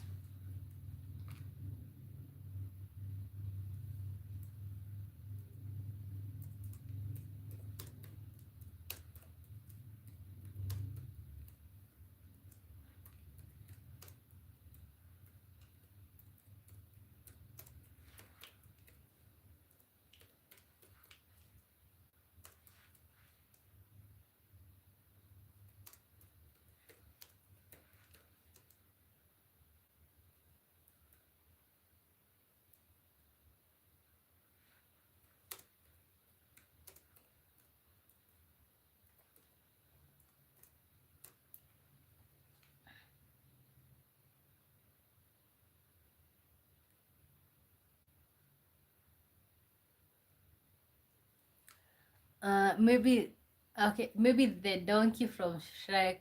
Okay, that's funny. If you could have any fictional creature as a pet, what would what would you choose? Donkey from Shrek. Honestly, I don't know what that is. If you could have any fictional creature as a pet, what would you choose? Ooh. Da-da-da. And also, I have a question here that I don't have an answer to myself. You know, I like asking questions that I also have an opinion. For example, there's another question here, like a series of cartoons. Oh, okay. I never watched cartoons as a child.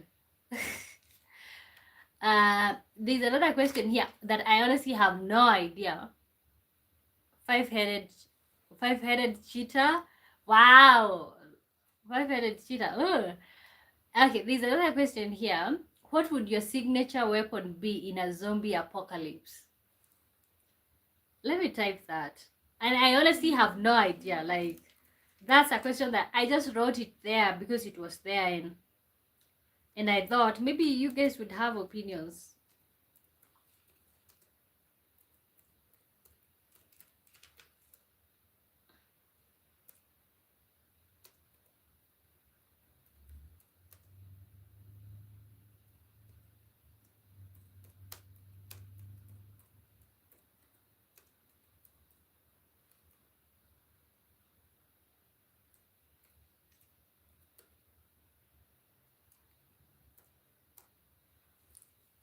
I would say Shrek cartoons are not really for children because it has a subtle or maybe even obvious adult jokes. Okay. Yeah, you know, I used to only think that cartoons, you know, God, I was really silly, but maybe because I didn't have the access. I didn't know there's adult cartoons. There's a person that when I was in campus, there's a person that I saw they were watching cartoon before bed, and then I was like, what type of nonsensical nonsense is this? Like, how would you watch a cartoon as an adult? Until I am now an adult. Like, for example, on my screen right now on Netflix, there is Mating Season. It's a cartoon. Honestly, I have like taken a look on it. Mating Season is a cartoon on Netflix. Very adult jokes. Another one is Archer. It's a cartoon, but you don't want your child around the cartoon. Honestly, I didn't know there is adult cartoons until I was a grown up. Uh,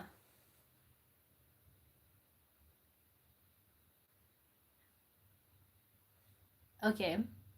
What season? What season? Oh, you're asking mating season. What season? I honestly season one. I'm looking at it right now. Season one, episode 4. I just got tired at that point. Tony says, okay. I think it's a question. Thank you for the question.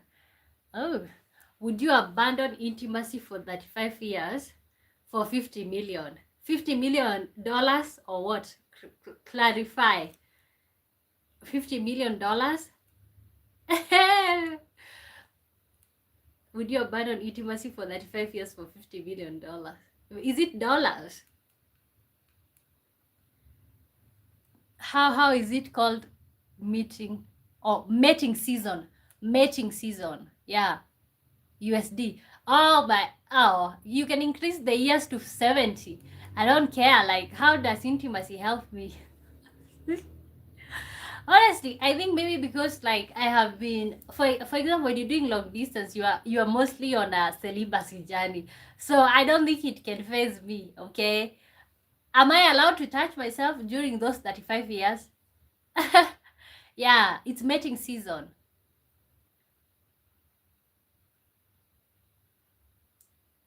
USD. No, like 35. I feel like 35 years is even little. Okay, okay. Would you guys answer the question? Would you abandon intimacy for 35 years for 50 million? Yeah, no. Honestly, I'm just abandoning it. I feel like my ancestors chose intimacy, and that's why I'm here working so hard. You know.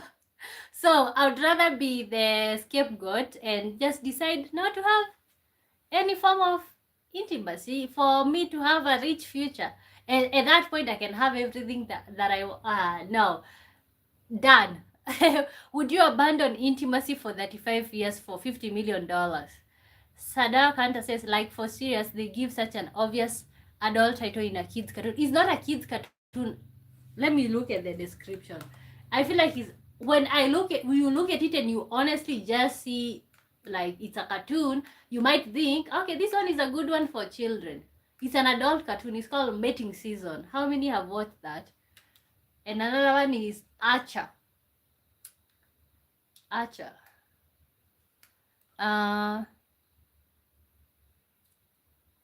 Zero, absolutely zero. Okay, so I cannot touch myself. Okay, that's okay. All forms of intimacy, that's okay.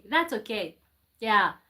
Oh God, you have no idea how much I'm willing to sacrifice just so that, like, if even if not for anybody else, for myself, like, Lord, yeah, anything against poverty, I'm in, my good friends. Anything against poverty. You see me streaming here even for 24 hours, like, you think why? Because would you, so Tony and Sada, would you abandon intimacy for 35 years for $50 million? Pando says hi. I don't, maybe men are not able to abandon. You guys are still gonna be touching yourself or something. It's for adults. Yeah. It would be good to give this up even for free.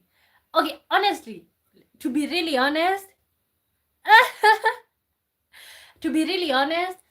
I don't know, when you're not engaging in intimate things, or like when you're not being intimate, I just feel like you have a sharp mind, your intuition is clear, you're not sitting, especially for us females, you're not sitting here wondering, am I pregnant?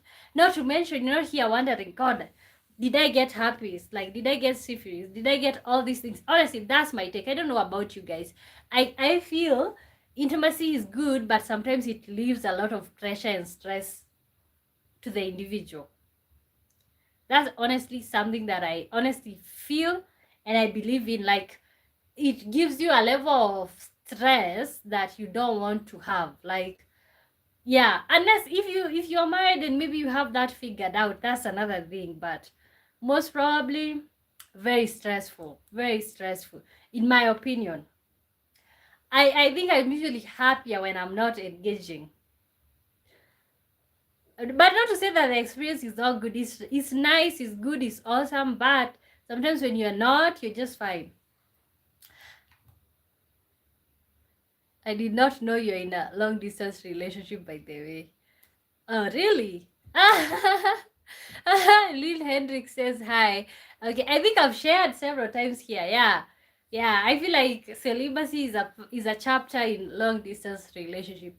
You know what just happened? What just happened, girl? Fill me in. Okay, guys, you better like the live stream, you guys, and subscribe. Also, when we end the live stream, guys, just leave a random comment. You know, the algorithm pushes the video. Yeah, but honestly, I am so proud. I am so proud of the channel so far. Now we're only dealing with watch hours. You know, I really like to be honest. I feel like most people who are here because I'm usually honest. What just happened? I'm waiting for you to fill me in. Would you abandon intimacy for 35 years for $50 million? Somebody said, like, they could even afford, they could even abandon that for free. Yeah. I just feel like intimacy is overrated. No way. Why? You cannot abandon intimacy for $50 million. Sadaka says, reason serves a bigger protection than feelings. The body doesn't get worse without intimacy. There are lots of amazing things in life we can try, and limiting life only to intimacy is depressing, maybe. I think so. I feel like thinking that you can only have a good life if you're being intimate, I feel like you're mistaken, because there's so many other areas, and I feel like most of us get lost in that, and we fail to, like, explore other areas of our lives. Okay, yeah, honestly, I feel like intimacy is overrated. Not in a okay, and I'm not saying that it's not a good experience. I feel like It's one of the best experiences that you can have, but it's so much overrated. So much overrated. Uh, it comes, me personally, how I see it is I feel like it comes with a lot of pressure and all of that, especially for the females. Maybe for the males, you don't have a lot of pressure when it comes to that. But that's just my thought process. uh Tomorrow is going to be 40 or 45 degrees Celsius. Oh my god, you guys are gonna be burning. I hope you'll have an AC. No, it's so hot, and my school is cancelled because it's way too hot, and the rest of the country, okay, it is so hot. I saw people in England complaining. I have seen people make videos about how hot it is in Europe. You guys should be booking vacations in Africa. For example, right now, see, I'm wearing a coat. It's cold. It's cold here, and you guys are sitting under fans. Oh my god, I hope you guys survive the heat wave. Sadakantu says maybe that's why many, not all teens, feel lifeless. I don't know. Maybe because of wanting it so much. Of course, it's not the only reason, but among them. Yeah. And also realizing, me personally, but I wouldn't blame them because I think I've been there before.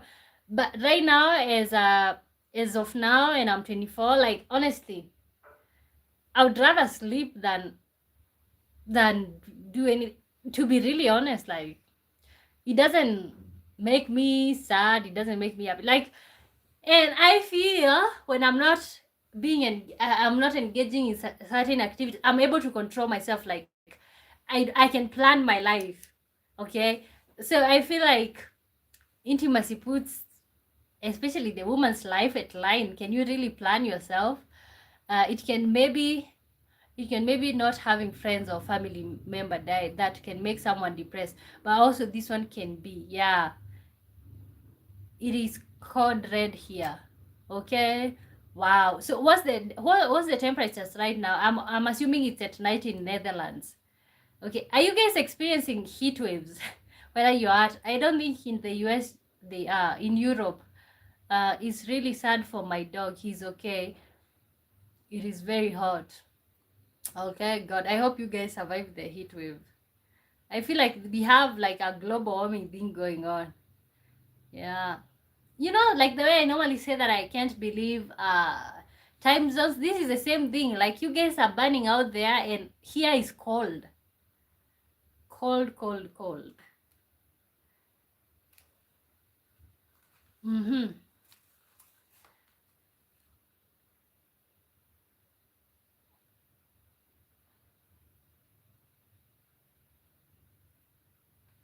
Okay.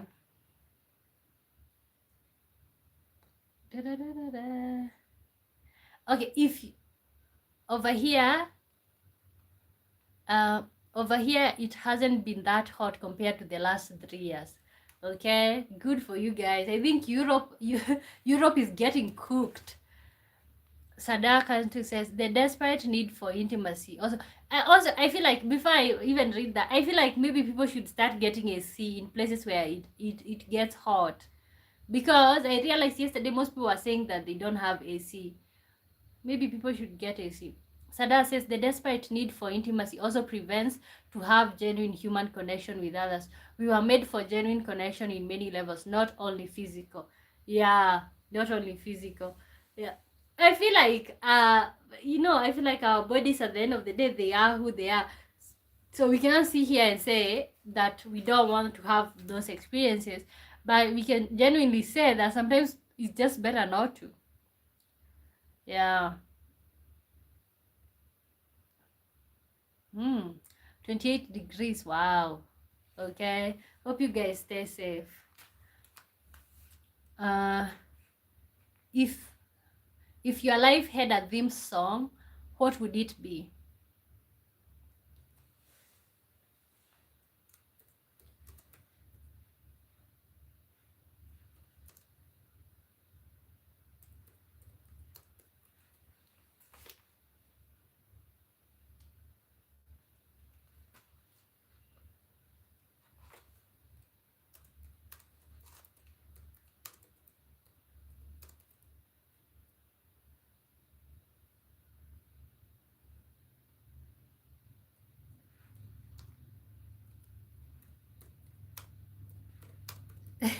Would my fiance accept the 35 years?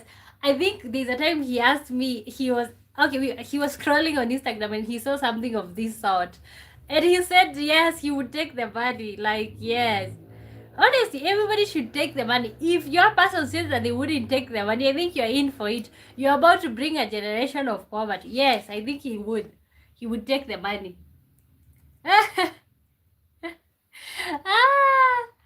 Ah! Uamuhoza Kazapur says, and guys, like the live stream. Also, let me know where you're watching me from. Let me tell you, let's do what's the temperatures where you're at. Just because it's summer for some of you and for some of us, we are wearing jackets because it's cold.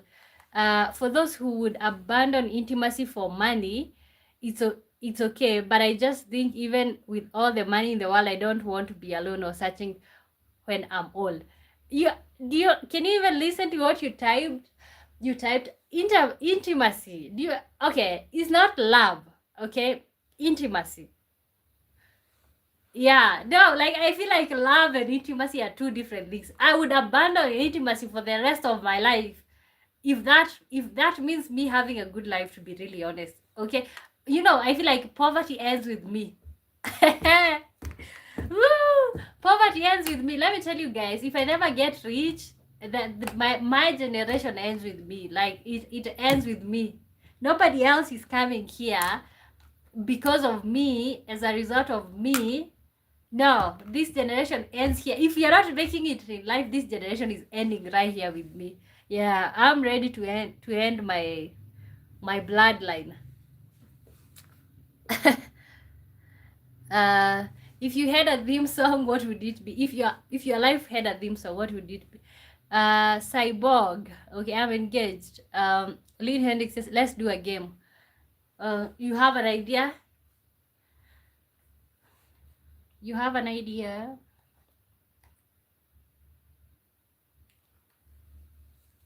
Yeah. Because I don't think love and intimacy is the same thing. Is it? Is love and intimacy the same thing? I don't think so. Intimacy is intimacy, and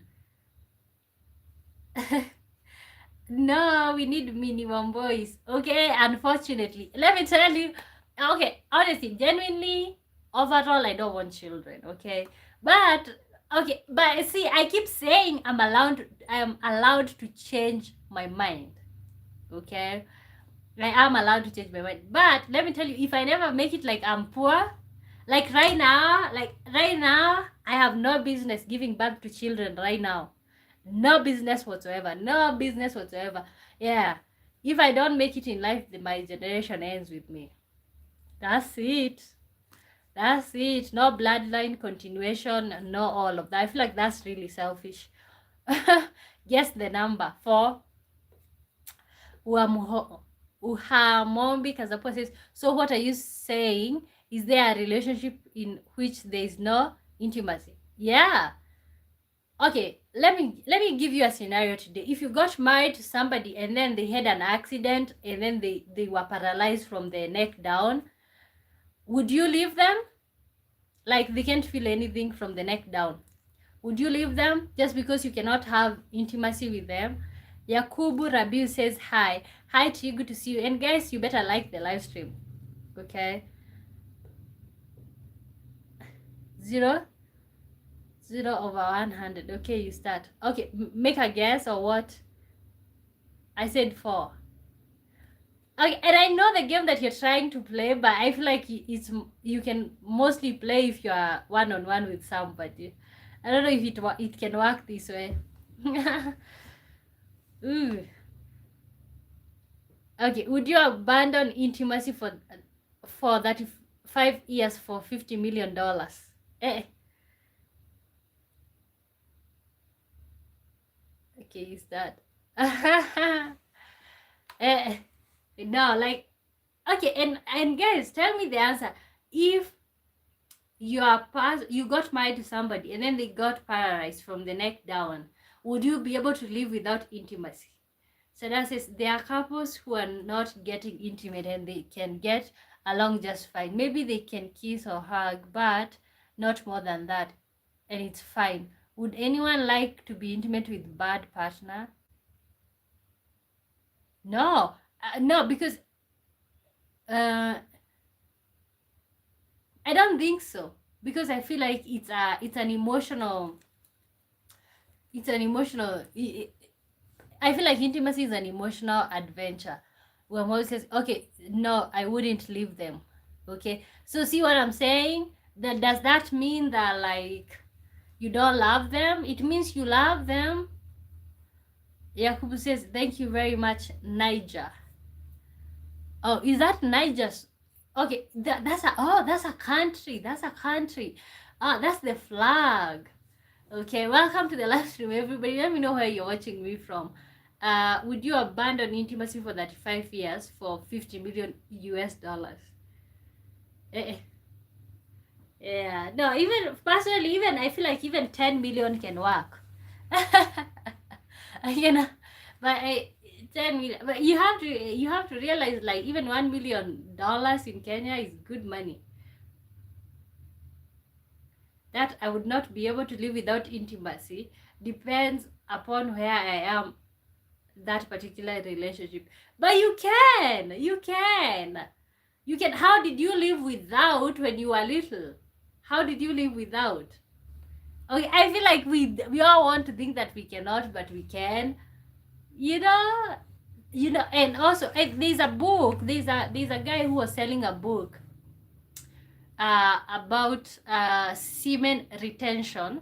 So whereby the energy that you're supposed, and this is a book for men, the energy that you are supposed to use it for intimacy, you refresh that energy and redirect it to other areas of your life. You can redirect towards maybe working out, maybe writing a book, you know. That's far better to do it for money than cheating or getting physical for money. Okay, I see you. Like I said, abandoning it. Yeah, I feel like, yeah, abandoning it is just fine. It's just fine. And not like you're not gonna tell your person, you're gonna tell them, like, okay, I'm doing this for money, you know? Done. Because of course, I think it's more about preference, isn't it? Yeah, it's literally about that. It's about preference. It's about preference. Okay, and we all know our battles. Okay, we all know the battles that you can squeeze, the one that you cannot. You know, it's all about personal interest. Okay, wow. You guys didn't answer the question. The question was, if your life had a theme song, what would it be? And you guys can also ask me questions. If you have a question, you can ask me. Not ask me, or if you have a question that we can do, like for example, the one that Tony gave.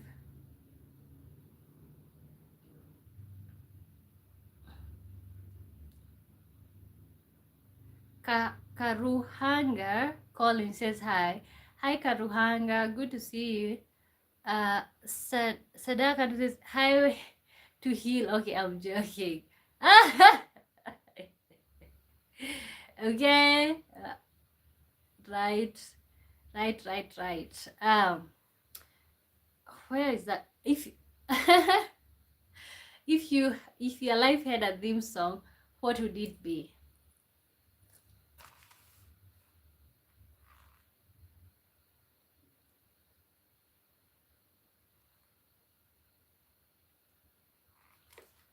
If your life had a theme song, if my life had a theme song, what would it be? I think Billy Joel's Piano Man, and where I relate is where the guy says, let me check and then maybe even sing the song.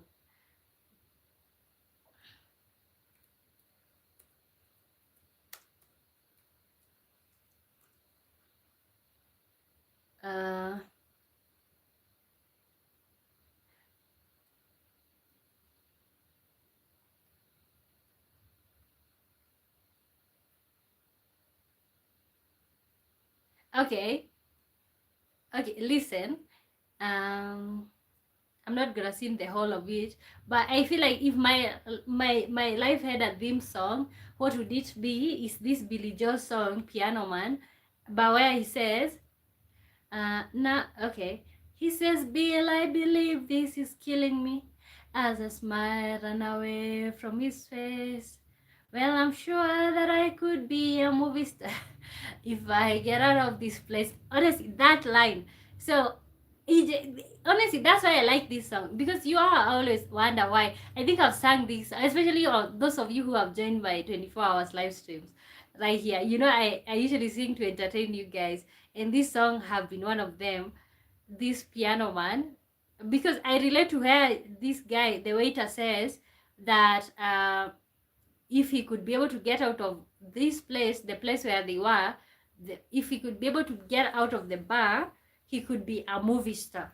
Okay, and that's what I relate to, because first of all, he needs to pay bills. At the end of the day, he needs to pay bills. It doesn't matter if he has a dream of being an artist. Okay, and that's why he's working as a waitress. Okay, so the reason I resonate with that is, like, first of all, for me, I have a dream. Okay, I have a dream, this artistic dream. Okay, but at the end of the day, bills needs to be paid. I need to show up in real life. So yeah, if my life had a theme song, it would be Piano Man. Tony says, I don't know, to be honest. Okay, that's okay. That's okay. Oh, you retracted the message. Okay, hopefully you send it back. Habat Macaulay says, can you speak Kiswahili? Yeah, I can speak Swahili. Sadak Hantu says, it's not my theme song, but I would like it to be The Entertainer by Scott Joplin. Okay, let me look at it. Let me look at the lyrics. I have never heard that song, really.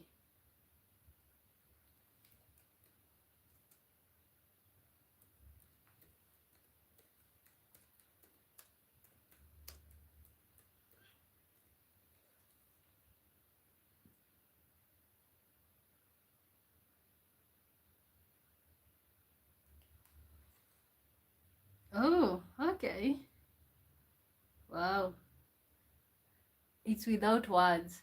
Oh, okay, because I cannot see relics. Okay, I'm going to play it after I finish this show. So wow, okay. I've never heard about it, but wow. I don't know, but Work by Rihanna just popped in my head. Oh, okay, okay. Ooh, that's right, that's right. Okay. I think I'm exhausting the. Let me see the questions that I've not asked. Or anyone with a question. Okay, what's your biggest fear that nobody knows about? Oh, this one I think I have a good answer.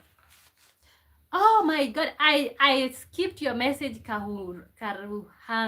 Sorry, happy to see you. I'm a Ugandan. What about you? I'm Kenyan. Sorry. You know, I kind of pride myself in, like, replying to anybody, to everybody, you know. So when I skip somebody's, I'm like, why? Why did I do that?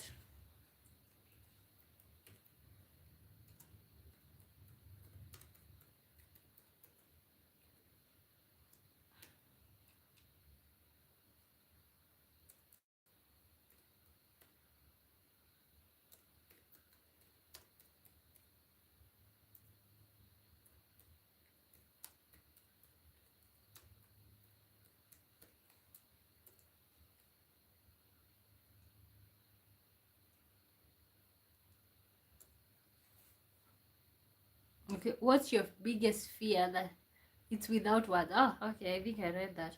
What's your biggest fear that nobody knows about? I have a fear of failure. Yeah.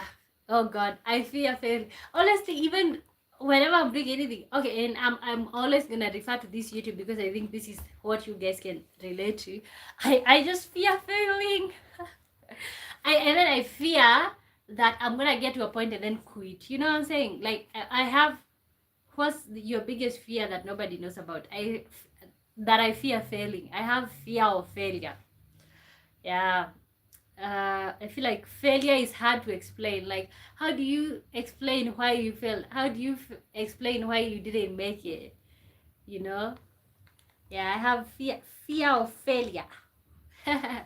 Maybe this, and I'm like, do other people have fear of failure? Like, do you ever sit like this? You're working on something, and then you're like, what if I fail? What if I fail? What if I fail? Okay.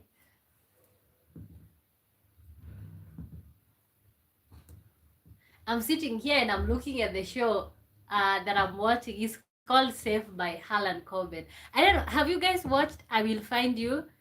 Uh, oh my god. Like, I honestly cannot wait to get how do you avoid failing? I don't know. Honestly, I don't know how you avoid failing. Maybe by keeping going. Especially when it comes to this channel, I'm just keeping going, putting in all the energy that I have. And that's what I've done when it comes to most things in my life. Even when I was in high school, I used to know how to sleep. I could revise the whole night and then maybe sleep at 4 a.m. and then by 6 I'm up. Okay? Honestly, the thought of me failing was not something that I was willing to do with. Okay, I feel like I've always been like that. Like, I have this fear of failure. But tell us, how do you avoid failing? What's your biggest fear that nobody knows about? Alicia King says, how are you doing? I'm good. How are you doing? Good to see you. Wow. I, okay. I think I should be turning off the television because right now, guess what? I'm looking at critically acclaimed emotional TV show, and I'm looking at A Good Girl's Guide to Unaliving. Wow. Oh, how do you avoid failing? That's such a good question. I don't think there's a procedure to avoiding failing. I feel like you have to experience life to know. Okay, guys, welcome to the live stream. Let me know where you're watching me from. Right now it's 10:26 here in Kenya. Not 10, 11.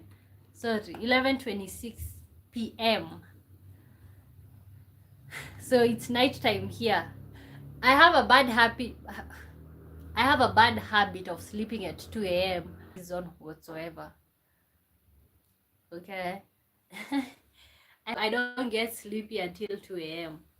I don't know who else. But I sleep at 2 a.m. I wake up at 10. How do you avoid failing?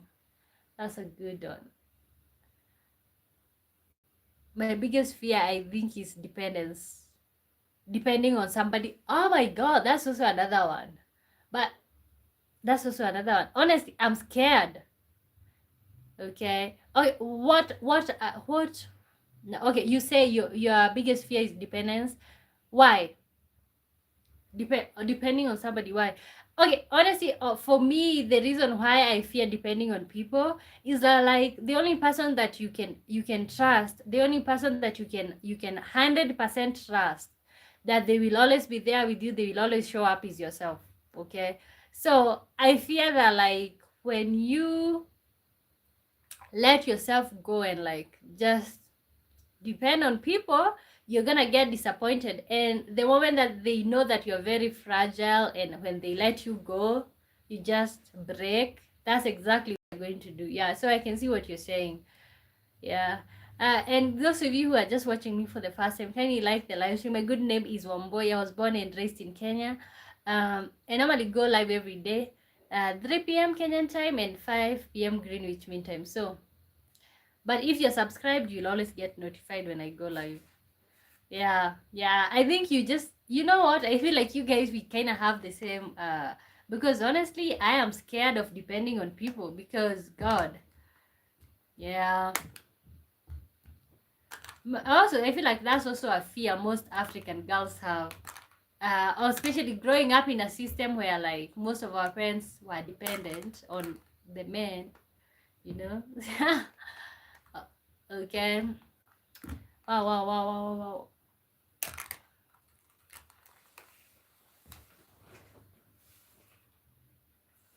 My heart is down, my head is Around Italy will go in Kingston Town.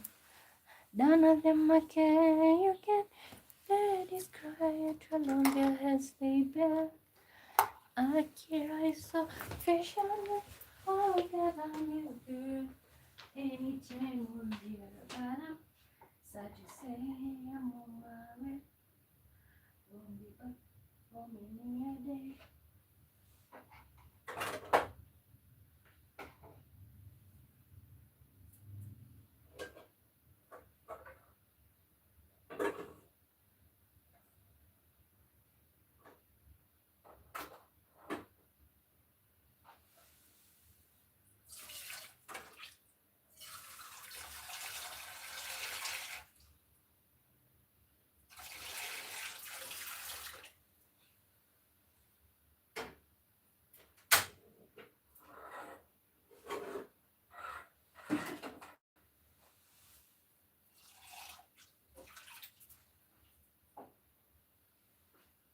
Wow.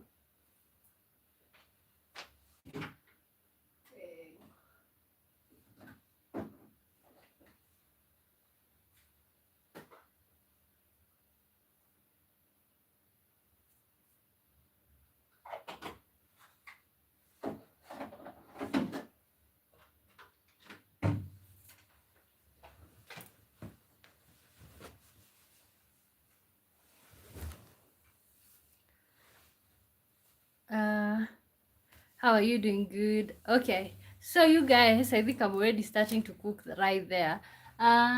What am I gonna say? Is anyone typing? Let me give you guys a little bit of time for anyone who is typing. Tomorrow I'm gonna go live twice. The usual time and maybe later on. Okay. Feel like I wanna lock in. It's called locking in. Zito Lab says like. Okay, let the people like. Thank you so much. If you're just joining in, let me know where you're watching me from. Thank you. Let me know where you're joining me from. How are you doing? How is your day, evening, afternoon going? And for some people it's night time. How is it going? I think mine is pretty much fine because I'm here having a conversation with you guys. And also, I know when I get off, I'm watching safe. So my night is pretty much occupied. Okay, and I'm making some tea for myself right there. Okay.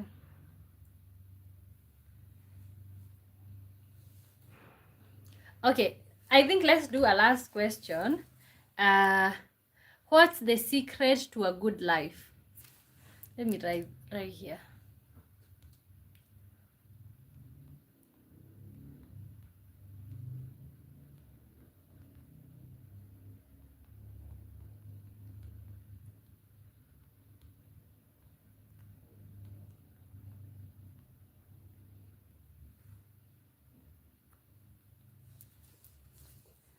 What's the secret to a good life, in your opinion?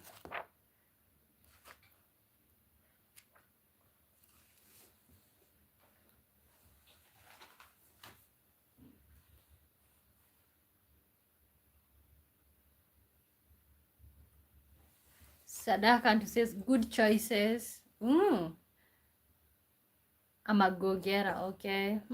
If you have good choices, the secret to a good life. Somebody says good choices.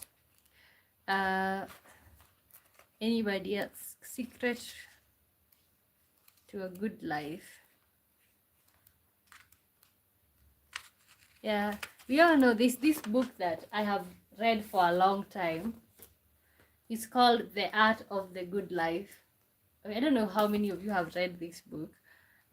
Okay, I wouldn't say it's such a life-changing book or anything, but for those maybe people who are overthinkers, I think this is a good book. I would say maybe knowing your limits, being grateful for what you can do,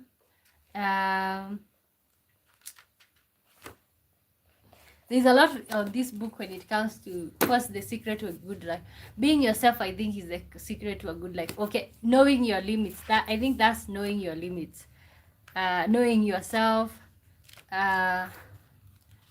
Looking yourself in the mirror, knowing that your experience doesn't have to look like everybody else's, you know.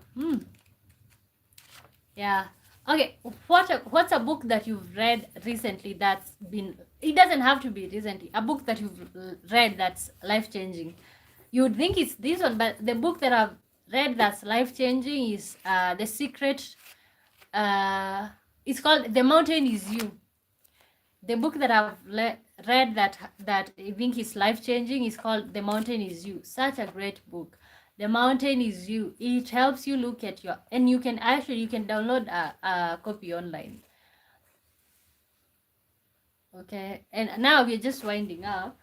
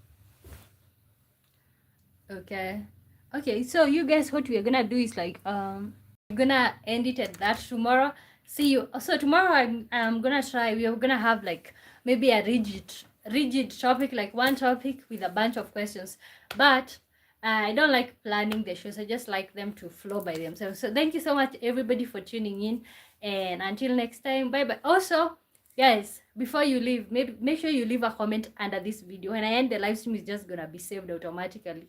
Okay, you can leave maybe a comment or anything to have the video pushed. So thank you so much guys for trusting my channel and for always coming back. So until next time, see ya.